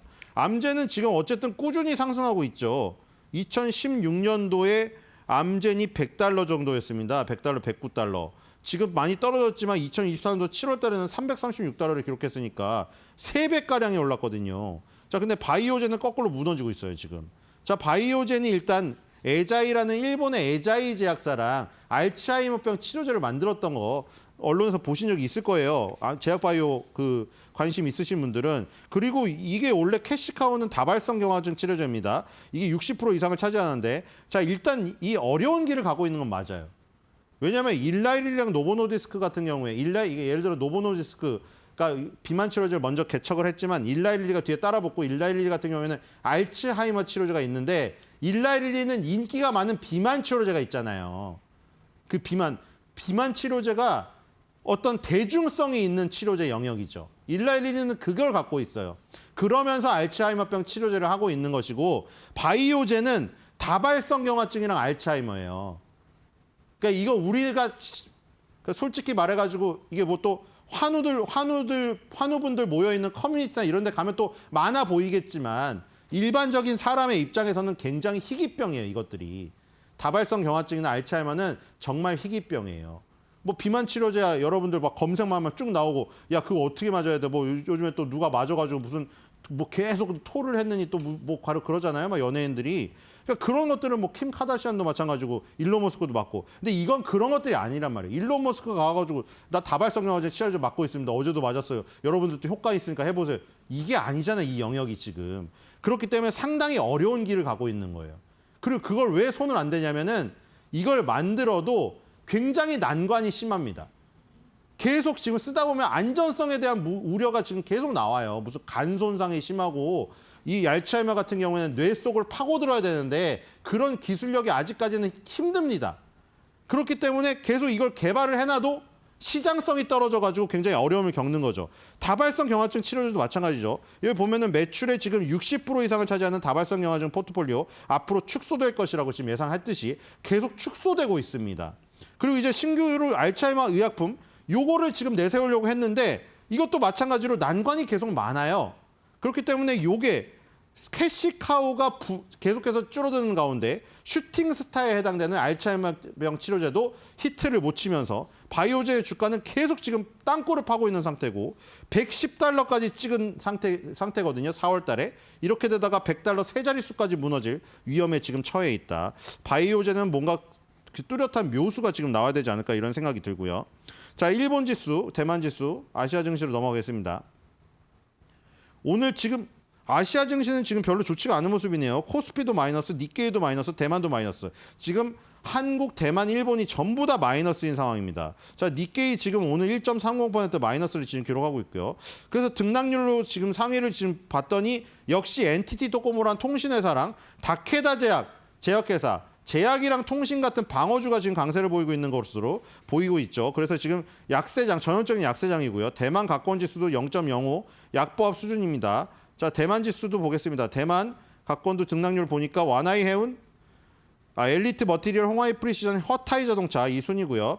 자, 우리나라 코스피 지수 보겠습니다. 코스피 지금 마이너스죠. 코스닥은 플러스를 기록하고 있지만 0.03 아주 살짝 강보합을 지금 기록을 하고 있습니다. 자, 수급을 보겠습니다. 역시 수급이 좋지 않군요. 외국인이 4천억 원가량 팔고 있는데 지금 11시 10분 정도 지나고 있으니까 자, 이러면 좀 큰데요, 이거. 장 마감 때는 이 수준대로 나가면은 8천억 원 가까이도 팔 수 있는 수급이 갑자기 또 돌아서 버렸습니다. 자, 지금 시가총액 상위를 보겠습니다. 전부 다 거의 다 마이너스고 삼성전자가 1.25% 올라서 이거 잡고 있네요. 삼성전자 시가총액 비중이 14%거든요. 그래서 삼성전자가 겨우 가랑이 붙잡고 있는 것이다. 자, 지금 코스닥을 보겠습니다. 코스닥 같은 경우에는 좋은 게 좀 더 많네요. 펩트론, 지금 알테오젠, 리가켄바이오, ABL바이오, 기술 수출 4대 플랫폼 전부 다 상승하고 있는 모습을 보여주고 있고요. 상승률 상위로 가겠습니다.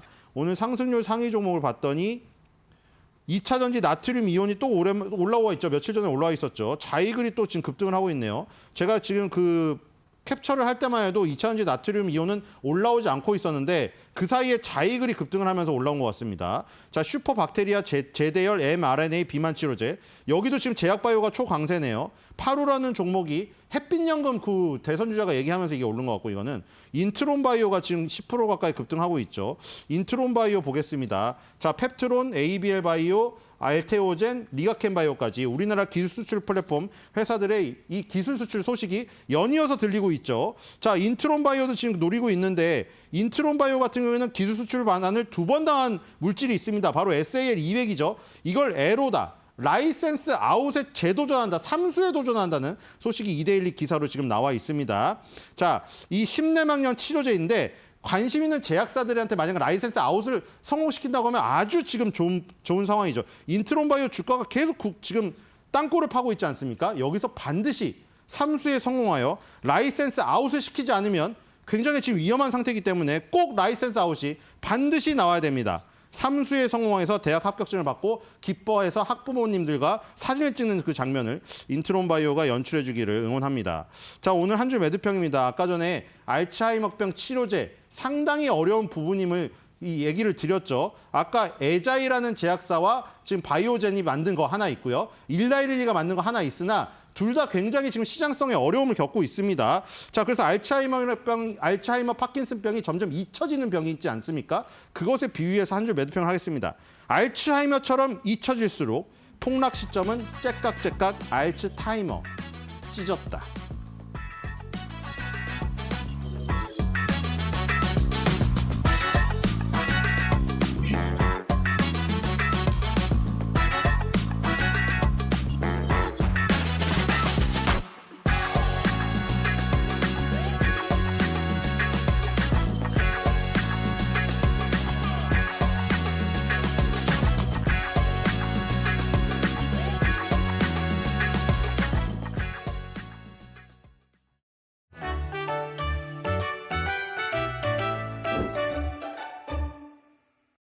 안녕하세요. 오늘도 건강한 하루 보내고 계신가요? 이번에는 바이오와 관련된 정보들을 전해드리려고 해요. 제약, 바이오 섹터는 대한민국에서 1년에 한 번쯤은 주도 섹터가 되는데요. 딱히 호재가 없어도 바이오 종목들이 전반적으로 상승하는 때가 있습니다. 바로 매년 열리는 대형 글로벌 바이오 학회 일정에 맞춰 기대감에 상승하는 건데요. 그래서 오늘은 세계 3대 암 학회와 JP모건 컨퍼런스에 대한 내용을 준비했습니다. 먼저 세계 3대 암 학회를 말씀드리면 미국 암 학회, 미국 임상종양 학회, 그리고 유럽 종양 학회인데요. 전 세계의 암 연구자, 의사, 제약사, 바이오 기업이 참여해서 암 연구와 치료의 최신 트렌드를 공유하는 대표적인 학회입니다. 미국 암학회는 1907년 설립된 세계에서 가장 오래되고 규모가 큰 암 연구학회로 암의 기초 연구부터 임상, 전임상, 예방, 진단, 치료 등 암과 관련된 전 분야를 포괄합니다. 신약 개발, 최신 연구 트렌드, 혁신적 치료법 등 기초 및 전임상 연구 발표가 많은데요. 암 연구의 최신 동향을 가장 빠르게 접할 수 있고 신약 후보 물질이나 혁신적 연구의 결과들이 처음 공개되는 무대이기도 하죠. 다른 암 학회와 비교하자면 기초 암 연구와 초기 임상 연구 중심의 학회인 것입니다. 다음으로 미국 임상종양학회입니다. 매년 6월에 시카고에서 연례 학술대회를 개최하는데요. 실제 환자를 대상으로 한 임상시험 결과, 신약의 임상적 효과와 부작용, 치료 가이드라인 등이 발표됩니다. 실제 환자를 대상으로 하는 최신 임상 데이터가 발표되는 만큼 글로벌 표준이 되는 치료법이 결정되는 자리이기도 합니다. 때문에 신약 승인, 보험 등 정책 결정에 큰 영향력을 미치고 의료진, 제약사, 환자단체 등 다양한 이해관계자들이 대거 참석합니다. 마지막으로 유럽을 대표하는 유럽종양학회에 대해 설명해 드리겠습니다. 매년 가을 유럽의 주요 도시에서 개최되는데요. 아스코와 비슷하지만 유럽 의료 환경, 규제, 치료 트렌드에 맞춘 연구가 많다는 것이 특징입니다. 또한 아스코 발표 이후 추가 임상 데이터나 업데이트된 내용들이 발표되고요. 환자 삶의 질, 치료 접근성 등 환자 중심의 주제도 강조되곤 합니다. 미국 암학회가 기초 단계라면 미국 임상종양학회와 유럽종양학회는 임상 진행 과정과 연구 결과에 좀 더 집중한다고 보시면 됩니다. 세계 3대 암학회와 더불어 JP 모건 헬스케어 컨퍼런스도 알려드릴게요. 매년 1월 미국 샌프란시스코에서 열리는데요. 세계 최대 규모 헬스케어 컨퍼런스입니다. 500개 이상의 글로벌 제약, 바이오, 의료기기 업체들과 투자자, 업계의 리더들이 참여하는데요. 앞에서 설명해드린 암학회와는 다르게 비즈니스와 투자에 초점을 맞춘 행사입니다. 이곳에서는 헬스케어 산업의 큰 그림을 한눈에 파악할 수 있고 매년 대형 거래와 M&A 등 투자 소식 발표가 많아 관련 기업들의 주가가 크게 들썩이기도 하죠. 행사를 통해 발표되는 주요 소식들은 저희가 빠르게 알려드릴게요. 그럼 오늘도 건강하고 행복한 하루 되세요. 시청해주셔서 감사합니다.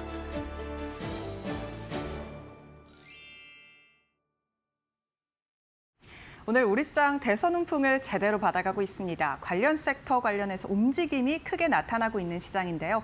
다만 코스피 지수는 어제 급등한 영향을 받아서 조금은 쉬어가고 있습니다. 자세한 주가 상황 바로 알아보도록 하겠습니다.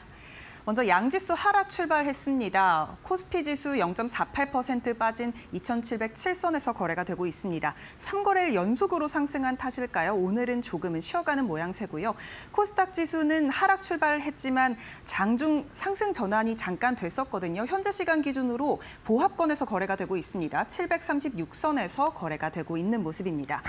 그렇다면 현재 시간 수급도 함께 살펴봐야겠죠. 수급 상황 자세히 살펴보겠습니다. 먼저 유가증권 시장입니다. 외국인과 기관의 순매도가 눈에 띄는데요. 그중에서 외국인이 오늘 장 초반부터 강하게 팔자세 보이고 있습니다. 기관은 조금 눈치 보기 장세를 계속해서 연출하고 있고요. 개인이 3천억 원가량 사자세 보이고 있습니다. 코스닥 매매 동향도 함께 살펴보겠습니다. 코스닥 마찬가지로 외국인과 기관이 팔자세 보이고 있는데 그 가운데 기관이 계속해서 눈치 보기 장세 이어가고 있고요. 개인이 700억 원가량 사들이면서 지수 상방을 이끌고 있는 모습입니다. 그렇다면 환율도 함께 살펴봐야겠죠. 현재 시간 환율은 어떻게 거래되고 있을까요? 상호 관세가 다시금 일시 복원되면서 이 불확실성이 점점 더 커졌습니다. 강달러 기조가 약간은 풀렸는데요. 이렇게 우리 환율이 원달러 환율이 하락 출발했었습니다. 현재 시간 기준으로 1,370원 선에서 거래가 되고 있는 모습입니다. 네, 이렇게 오늘 시장 상황 간단하게 알아봤는데요. 그렇다면 오늘 투자 뉴스는 어떤 것에 주목을 해봐야 할까요? 바로 이어가 보도록 하겠습니다. 오늘 국내 신재생 에너지 관련주가 이재명 후보의 기후에너지부 신설 발표와 더불어서 재생에너지 발전 강조 발언까지 하면서 일제히 상승하고 있습니다. 29일 더불어민주당 이재명 대선 후보는 이날 열린 소셜벤처 스타트업 간담회에서 재생에너지로의 전환을 가속해야 한다는 말에 공감을 표했습니다. 또 이 후보는 미래 세대에게 빚을 넘기지 말아야 한다는 개념이 중요하다면서 태양광 발전 등 재생에너지 발전을 하면 몇 년 후에 원가를 모두 회수하고 부담을 전가하지 않을 수 있다고 재생에너지 발전에 대한 강한 의지를 드러냈는데요. 전날 이 후보는 소셜미디어를 통해서 기후에너지부 신설을 또 공약으로 내세우기도 했습니다. 이러한 정부 정책에 따른 수요 증가와 국내 대기업들의 잇따른 아리 100선언으로 태양광 수요가 증가할 것으로 기대되는 가운데 오늘 관련 주가가 일제히 상승 탄력 받고 있습니다. 자세한 주가 상황 알아보겠습니다. 먼저 파루입니다. 오늘 장중에 상한가를 기록했었는데 현재 시간 기준으로 17%가량 오르고 있고요. 1,057원 선에서 거래가 되고 있습니다. 다음으로 HD 현대에너지솔루션도 오늘 강세 보입니다. 9% 넘게 오르면서 44,450원 선에서 거래가 되고 있습니다. 한화솔루션 주가도 체크해 보겠습니다. 현재 강보합권에서 거래가 되고 있고요. 29,350원 선에서 거래 중입니다. 대성파인텍 주가도 함께 살펴보겠습니다. 7% 넘게 오르고 있습니다. 현재 시간 1,118원 선에서 거래가 되고 있습니다. 최근 중소형 신약 개발사들에 대한 관심이 커지고 있습니다. 제약사들이 줄줄이 기술 이전 등의 대형 호재를 발표한 가운데 샤페론, 나이백이 장중 상한가를 기록하며 강세를 보이고 있습니다. 샤페론은 오늘 글로벌 제약사와 차세대 아토피 피부염 치료제인 누겔에 대한 기술 이전 논의를 진행하고 있다는 소식에 투심이 몰렸는데요. 지난 3월 대형 제약사와 기술 이전에 관한 논의가 상당 부분 이뤄졌다고 밝히면서 기대감을 키우고 있습니다.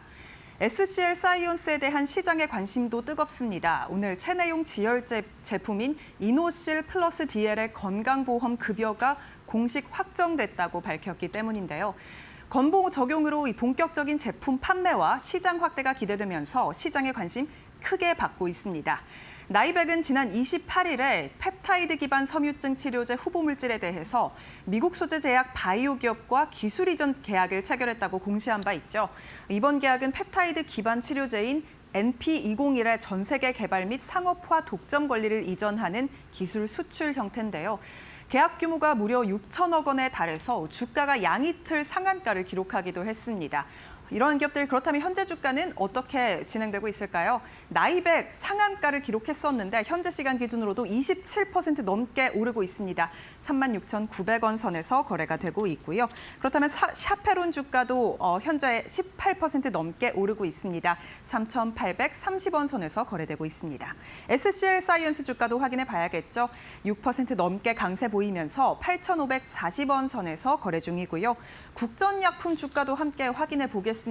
코로나19 관련주인데 어제에 이어서 오늘도 강세 보여서 체크해 보겠습니다. 11% 넘게 오르고 있습니다. 4,790원 선에서 거래되고 있습니다. 대선 공약에 따른 증시 부양 기대감과 한국은행의 기준금리 인하까지 격포제가 겹치면서 증권주들이 급등 랠리를 펼치고 있습니다. 특히 대선 주자들의 증시 활성화 공약이 시장의 주목을 크게 받으면서 증권주에 긍정적인 영향을 주고 있는데요. 더불어민주당 이재명 후보는 코스피 5천 시대 달성을 공언했고 국민의힘 김문수 후보는 해외 기업 설명회 확대와 배당소득세 폐지 등을 공약으로 내세우고 있죠.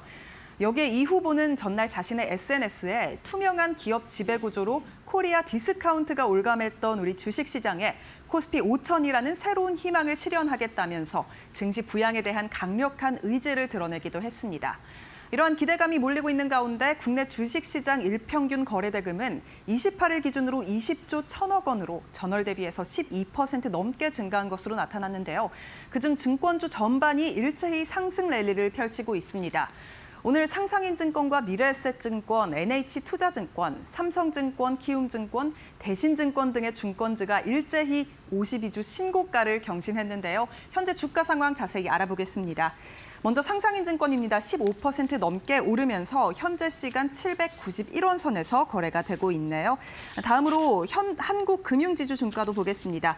최근 급등했지만 아직도 저평가되고 있어서 이 밸류에이션 매력이 충분하다는 현대차 증권의 리포트가 오늘 나왔습니다. 다만 오늘 상승폭을 조금 줄이면서 현재 약보합권에서 거래가 되고 있는 모습입니다. 삼성증권 주가도 함께 확인해 보겠습니다. 현재 시간 기준으로 마찬가지로 오름폭을 조금 줄였습니다. 현재 시간 약보합권에서 거래되면서 62,200원 선에서 거래되고 있는 모습입니다. 대내외적으로 이 불확실성을 보이고 있는 시장이지만요. 코스피 지수 상방에 대한 기대감은 날로 커지고 있습니다. 앞으로의 흐름 어떻게 진행될지 기대가 되고 있는 장세인데요. 계속해서 저희와 함께 알아보시죠. 네, 사전투표 둘째 날입니다. 오전 11시 기준으로 투표율이 24.55%를 넘었다라는 소식인데요. 이게 역대 사전투표가 적용된 전국 단위 선거 등에서 이 동시간대 투표율 최고치라고 하니까 참고해 보시고요. 오늘 이 시간은 대선 후보별로 자본시장과 기업 간의 공약, 정책, 전격 분석해 드리도록 하겠습니다. 박주근 리더스 인덱스 대표 나와 계십니다. 어서 오세요. 네, 안녕하세요. 네. 오늘 궁금한 게 참 많습니다. 네. 일단 누가 되든 증시는 부양시킬 것이다라는 믿음이 전반적으로 좀 깔려 있나라는 생각이 듭니다. 어떻게 보셨어요? 일반적으로 대선이 끝나면 허니문 랠리라고 하죠. 그래서 오르는 게 일반적인데 이번은 조금 상황이 더 다른 것 같습니다. 왜냐하면 이 계엄이라는 걸 거쳤고 딱 6개월 만에 이제 대선이 치러지는 건데 6개월간 소비도 침체되었고 모든 지표가 지금 하락세라서 눌려있던 어떤 경제 심리들이 같이 폭발할 것 같아요. 네. 네, 그런데다가 또 약간 도와주는 게 있죠. 왜냐하면 어제 이제 미국 소식이죠. 사실은 트럼프 미국 대통령이 상호관세가 미국 법원에 지금 제동이 걸렸어요. 이게 저는 그 요런 어떤 스프링처럼 튀어오르려고 하는 탄력성에다가 대선이 끝나면 이 미국의 상호관세에 대한 브레이크가 같이 맞물리면서 이 정시가 순간 허니문 랠리가 다른 대선 때보다는 훨씬 더 빠르게 오를 수도 있다. 뭐 이렇게 좀 기대가 되고 있습니다. 앞서서 저희가 증권주 랠리 소식을 말씀드리면서 좀 뉴스를 전해드렸는데 이재명 더불어민주당 대선 후보가 코스피 5천 시대를 열겠다라고 하면서 과거 민주당이 집권했을 때 주식시장을 상승했다라는 예를 들기도 했습니다. 그리고 얘기한 게 5년간 적립식 ETF에 1억을 투자하겠다라는 얘기를 하면서 좀 뭔가 붕에 대한 의지는 얘기가 되고 있는 상황이에요. 어떻게 네. 보십니까? 이전 대선하고 가장 큰 차이가 사실은 그 이전 대선에서는 자본시장에 대해서 이렇게 많이 이야기를 하지 않았어요. 이유는 뭐냐하면 투자자의 수의 증가입니다. 네, 이전 대선에 우리가 팬데믹 이전에 그 개인 투자자가 기껏해야 한 400만 명 이하라고 보거든요. 중국까지 포함하면 저는 한 300만 대로 보고 있는데 지금 한 1,400만까지 올랐단 말이에요. 근데 이것도 중국 투자 포함하면 한 1,000만 원 최소 넘는 숫자인데 이거 다 투표자들이잖아요. 그러니까 이에 대한 어떤 선거 공약을 안 낼 수가 없는 그렇죠. 거죠. 예. 예, 이게 큰 거고. 그래서 이제 이재명 후보와 김문수 후보의 가장 큰 차이는 이런 것 같아요. 이재명 후보는 일단 그 게임을 공정하게 만들어주겠다는 겁니다. 큰 틀로 이야기하면. 환경을. 예. 왜냐하면 게임이 공정해야 좀 들어와서 투자를 할 거 아니냐는 이야기를 하는 거고. 네. 김문수 후보의 공약의 맥은 뭐냐하면 투자자들이 더 쉽게 돈을 넣을 수 있도록 수급을 좀 더 우리가 풀어넣을 수 있는 정책을 세우겠다는 게 이 두 사람의 가장 극명한 정책의 차이예요.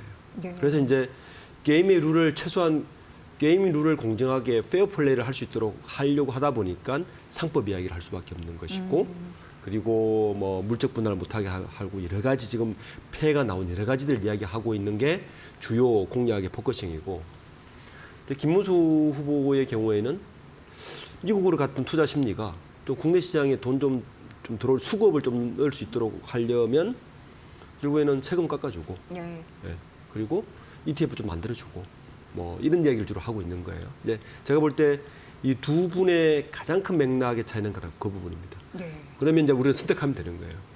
게임의 룰을 페어 플레이 할 수 있도록 공정하는 게 우선이냐, 수급을 늘려서 올리는 게 더 좀 급한 것이냐. 그러니까 이에 대한 선택을 하라는 게 이번 자본시장과 이 경제 쪽의 이 두 부의 가장 극명한 차이인 것 같아요.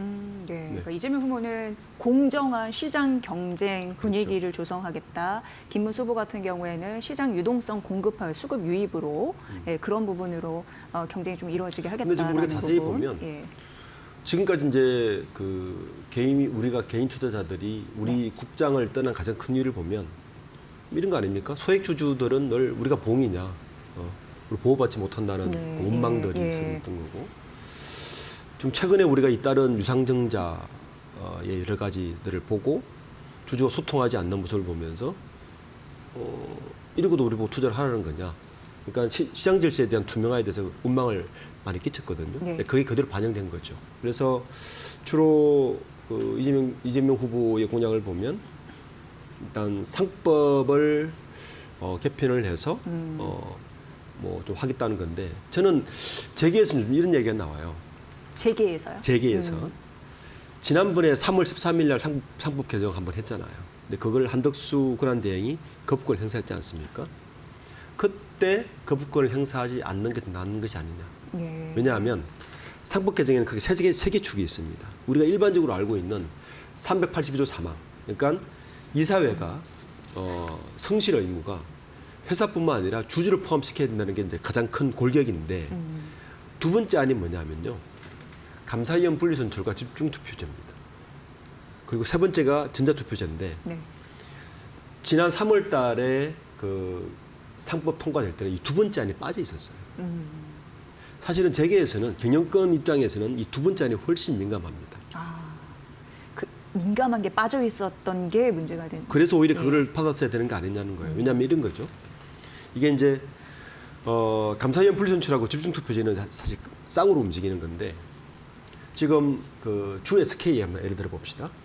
최태원 회장의 지분율이 한 17% 돼요. 그런데 소브린 사태를 한번 겪었잖아요. 예. 사모펀드들이 예를 들어서 2% 지분을 가진 사모펀드 기관 투자자가 한 5곳이 모이면 최태원 회장이 지분 17%를 이깁니다. 집중투표제와 감사위 분리선출을 하면 이분들이 감사위원을 이 사이에 집어넣을 수 있어요. 경영권에 문제가 생길 수 있는. 그렇죠. 거네요. 예. 이제 이 부분이 사실 민감하기 때문에. 예. 근데 이번에 그 3월 13일 날 상법 개정안이 통과 거부권 행사가 나와서 지금 이제 대통령 선거 다음 주에 있지 않습니까? 만약 이재명 후보가 대통령이 되면 지금 이야기는 상법 개정안 이 세 개를 다 넣겠다는 거예요. 이게 통과되면 이제 자본시장에 굉장히 여러 영향을 미칠 수가 있죠. 그러니까 지금 어떻게 보면 이재명 후보 쪽은 상법 개정안 추진 쪽, 그리고 김문수 후보 쪽은 자본시장법 개정안 이런 걸 들고 나온 건데 대표님 보시기에는 상법 개정안 쪽을 건드리는 것이 훨씬 규모가 점수를 크죠. 좀 주시는 예를 들면 거네요. 그 예. 자본시장법은 사실은 상장사밖에 해당이 안 되고 예. 상법 개정안은 모든 법인에 해당이 돼요. 자, 그럼 예를 들면 SK이노베이션이 지난해 리밸런싱을 하면서 ENS를 합병을 했어요. 근데 ENS는 비상장사입니다. 그러니까 자본시장법 해당이 안 돼요. 근데 우리나라 대기업들이 대부분 지배구조와 경영권 승계를 하기 위해서 비상장사를 활용을 많이 합니다. 네. 일단 비상장사를 키우죠.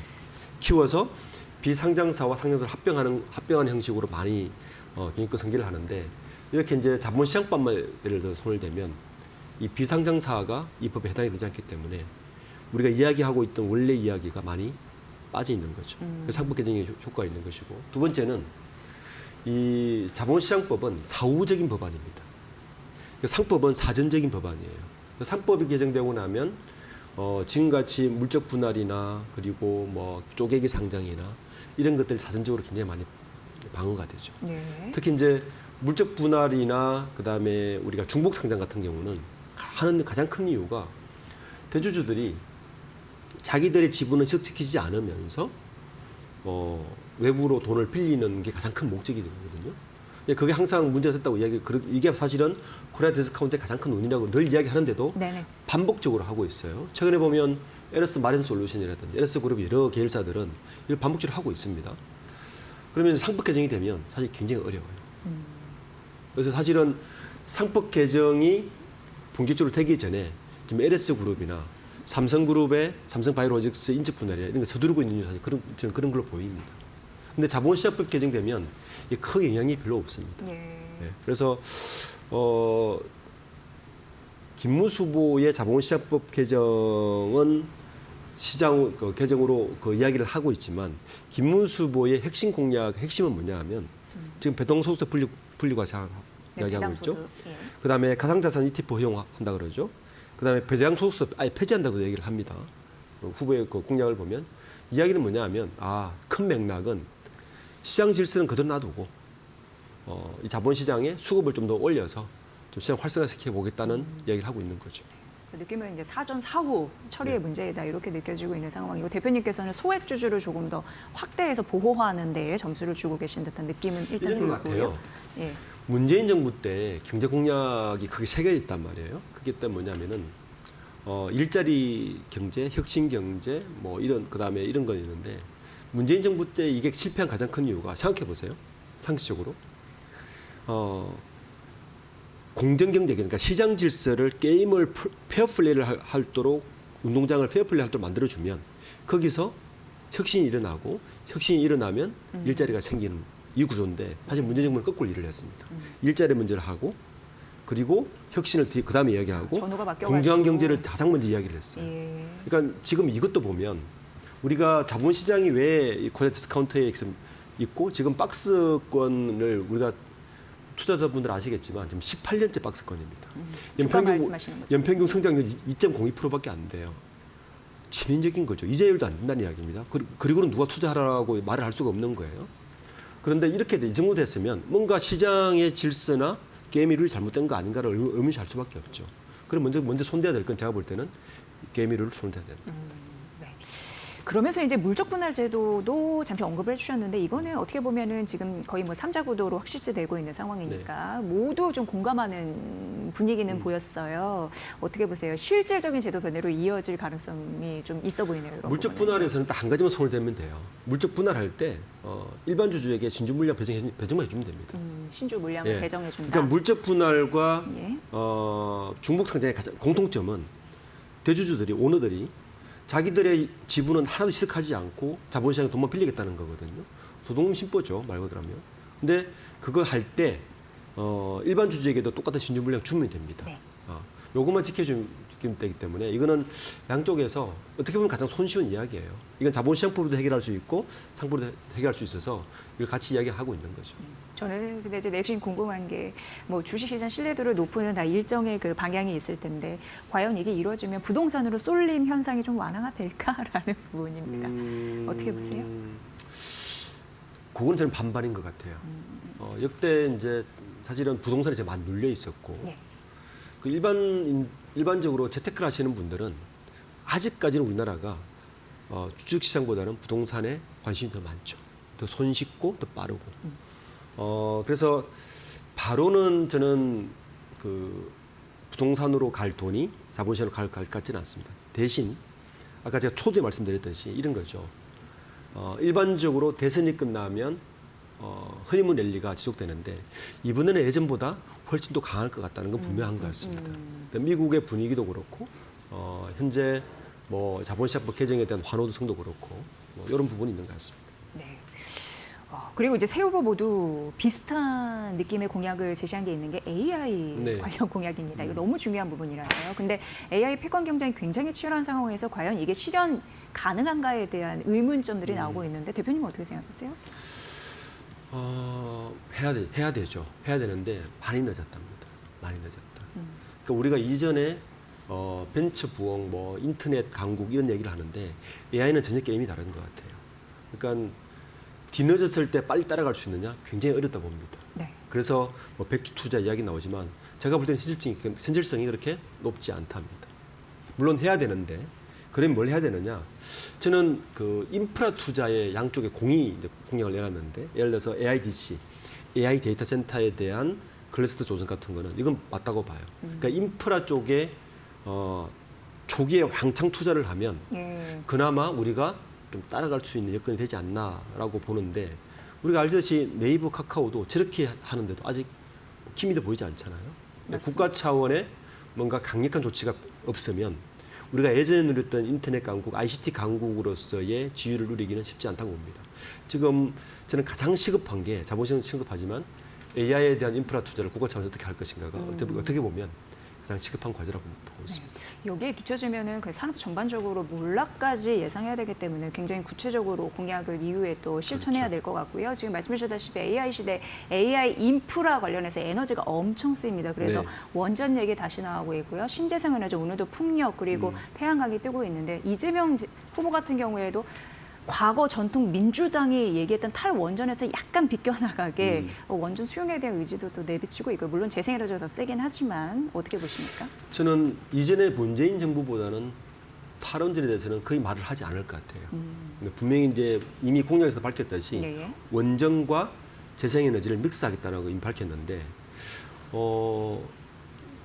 제 생각에는 사실 우리 윤석열 정부 처음 출범할 때 뭐 대부분 경제방송에서 원전 이야기 엄청 떴잖아요. 네. 항상 섹터가 그게 뜰 거를 얘기했고 근데 아무도 그게 이루어지지 않았습니다. 저는 오히려 이재명이 만약에 된다면 오히려 원전 쪽에 투자를 다시 한번 보는 게 저는 신선이지만 SMR 관련 원전성 에너지도 굉장히 핫할 수 있다라고 보고 있습니다. 네. 과연 경제대통령이 누가 될까? 방송을 보시는 시청자 여러분의 몫에 달려 있습니다. 여러분 잘 판단해 보시길 바라겠습니다. 그 판단에 도움을 주신 오늘 분은 박주근 리더스 인덱스 대표였습니다. 잘 들었습니다. 네, 감사합니다.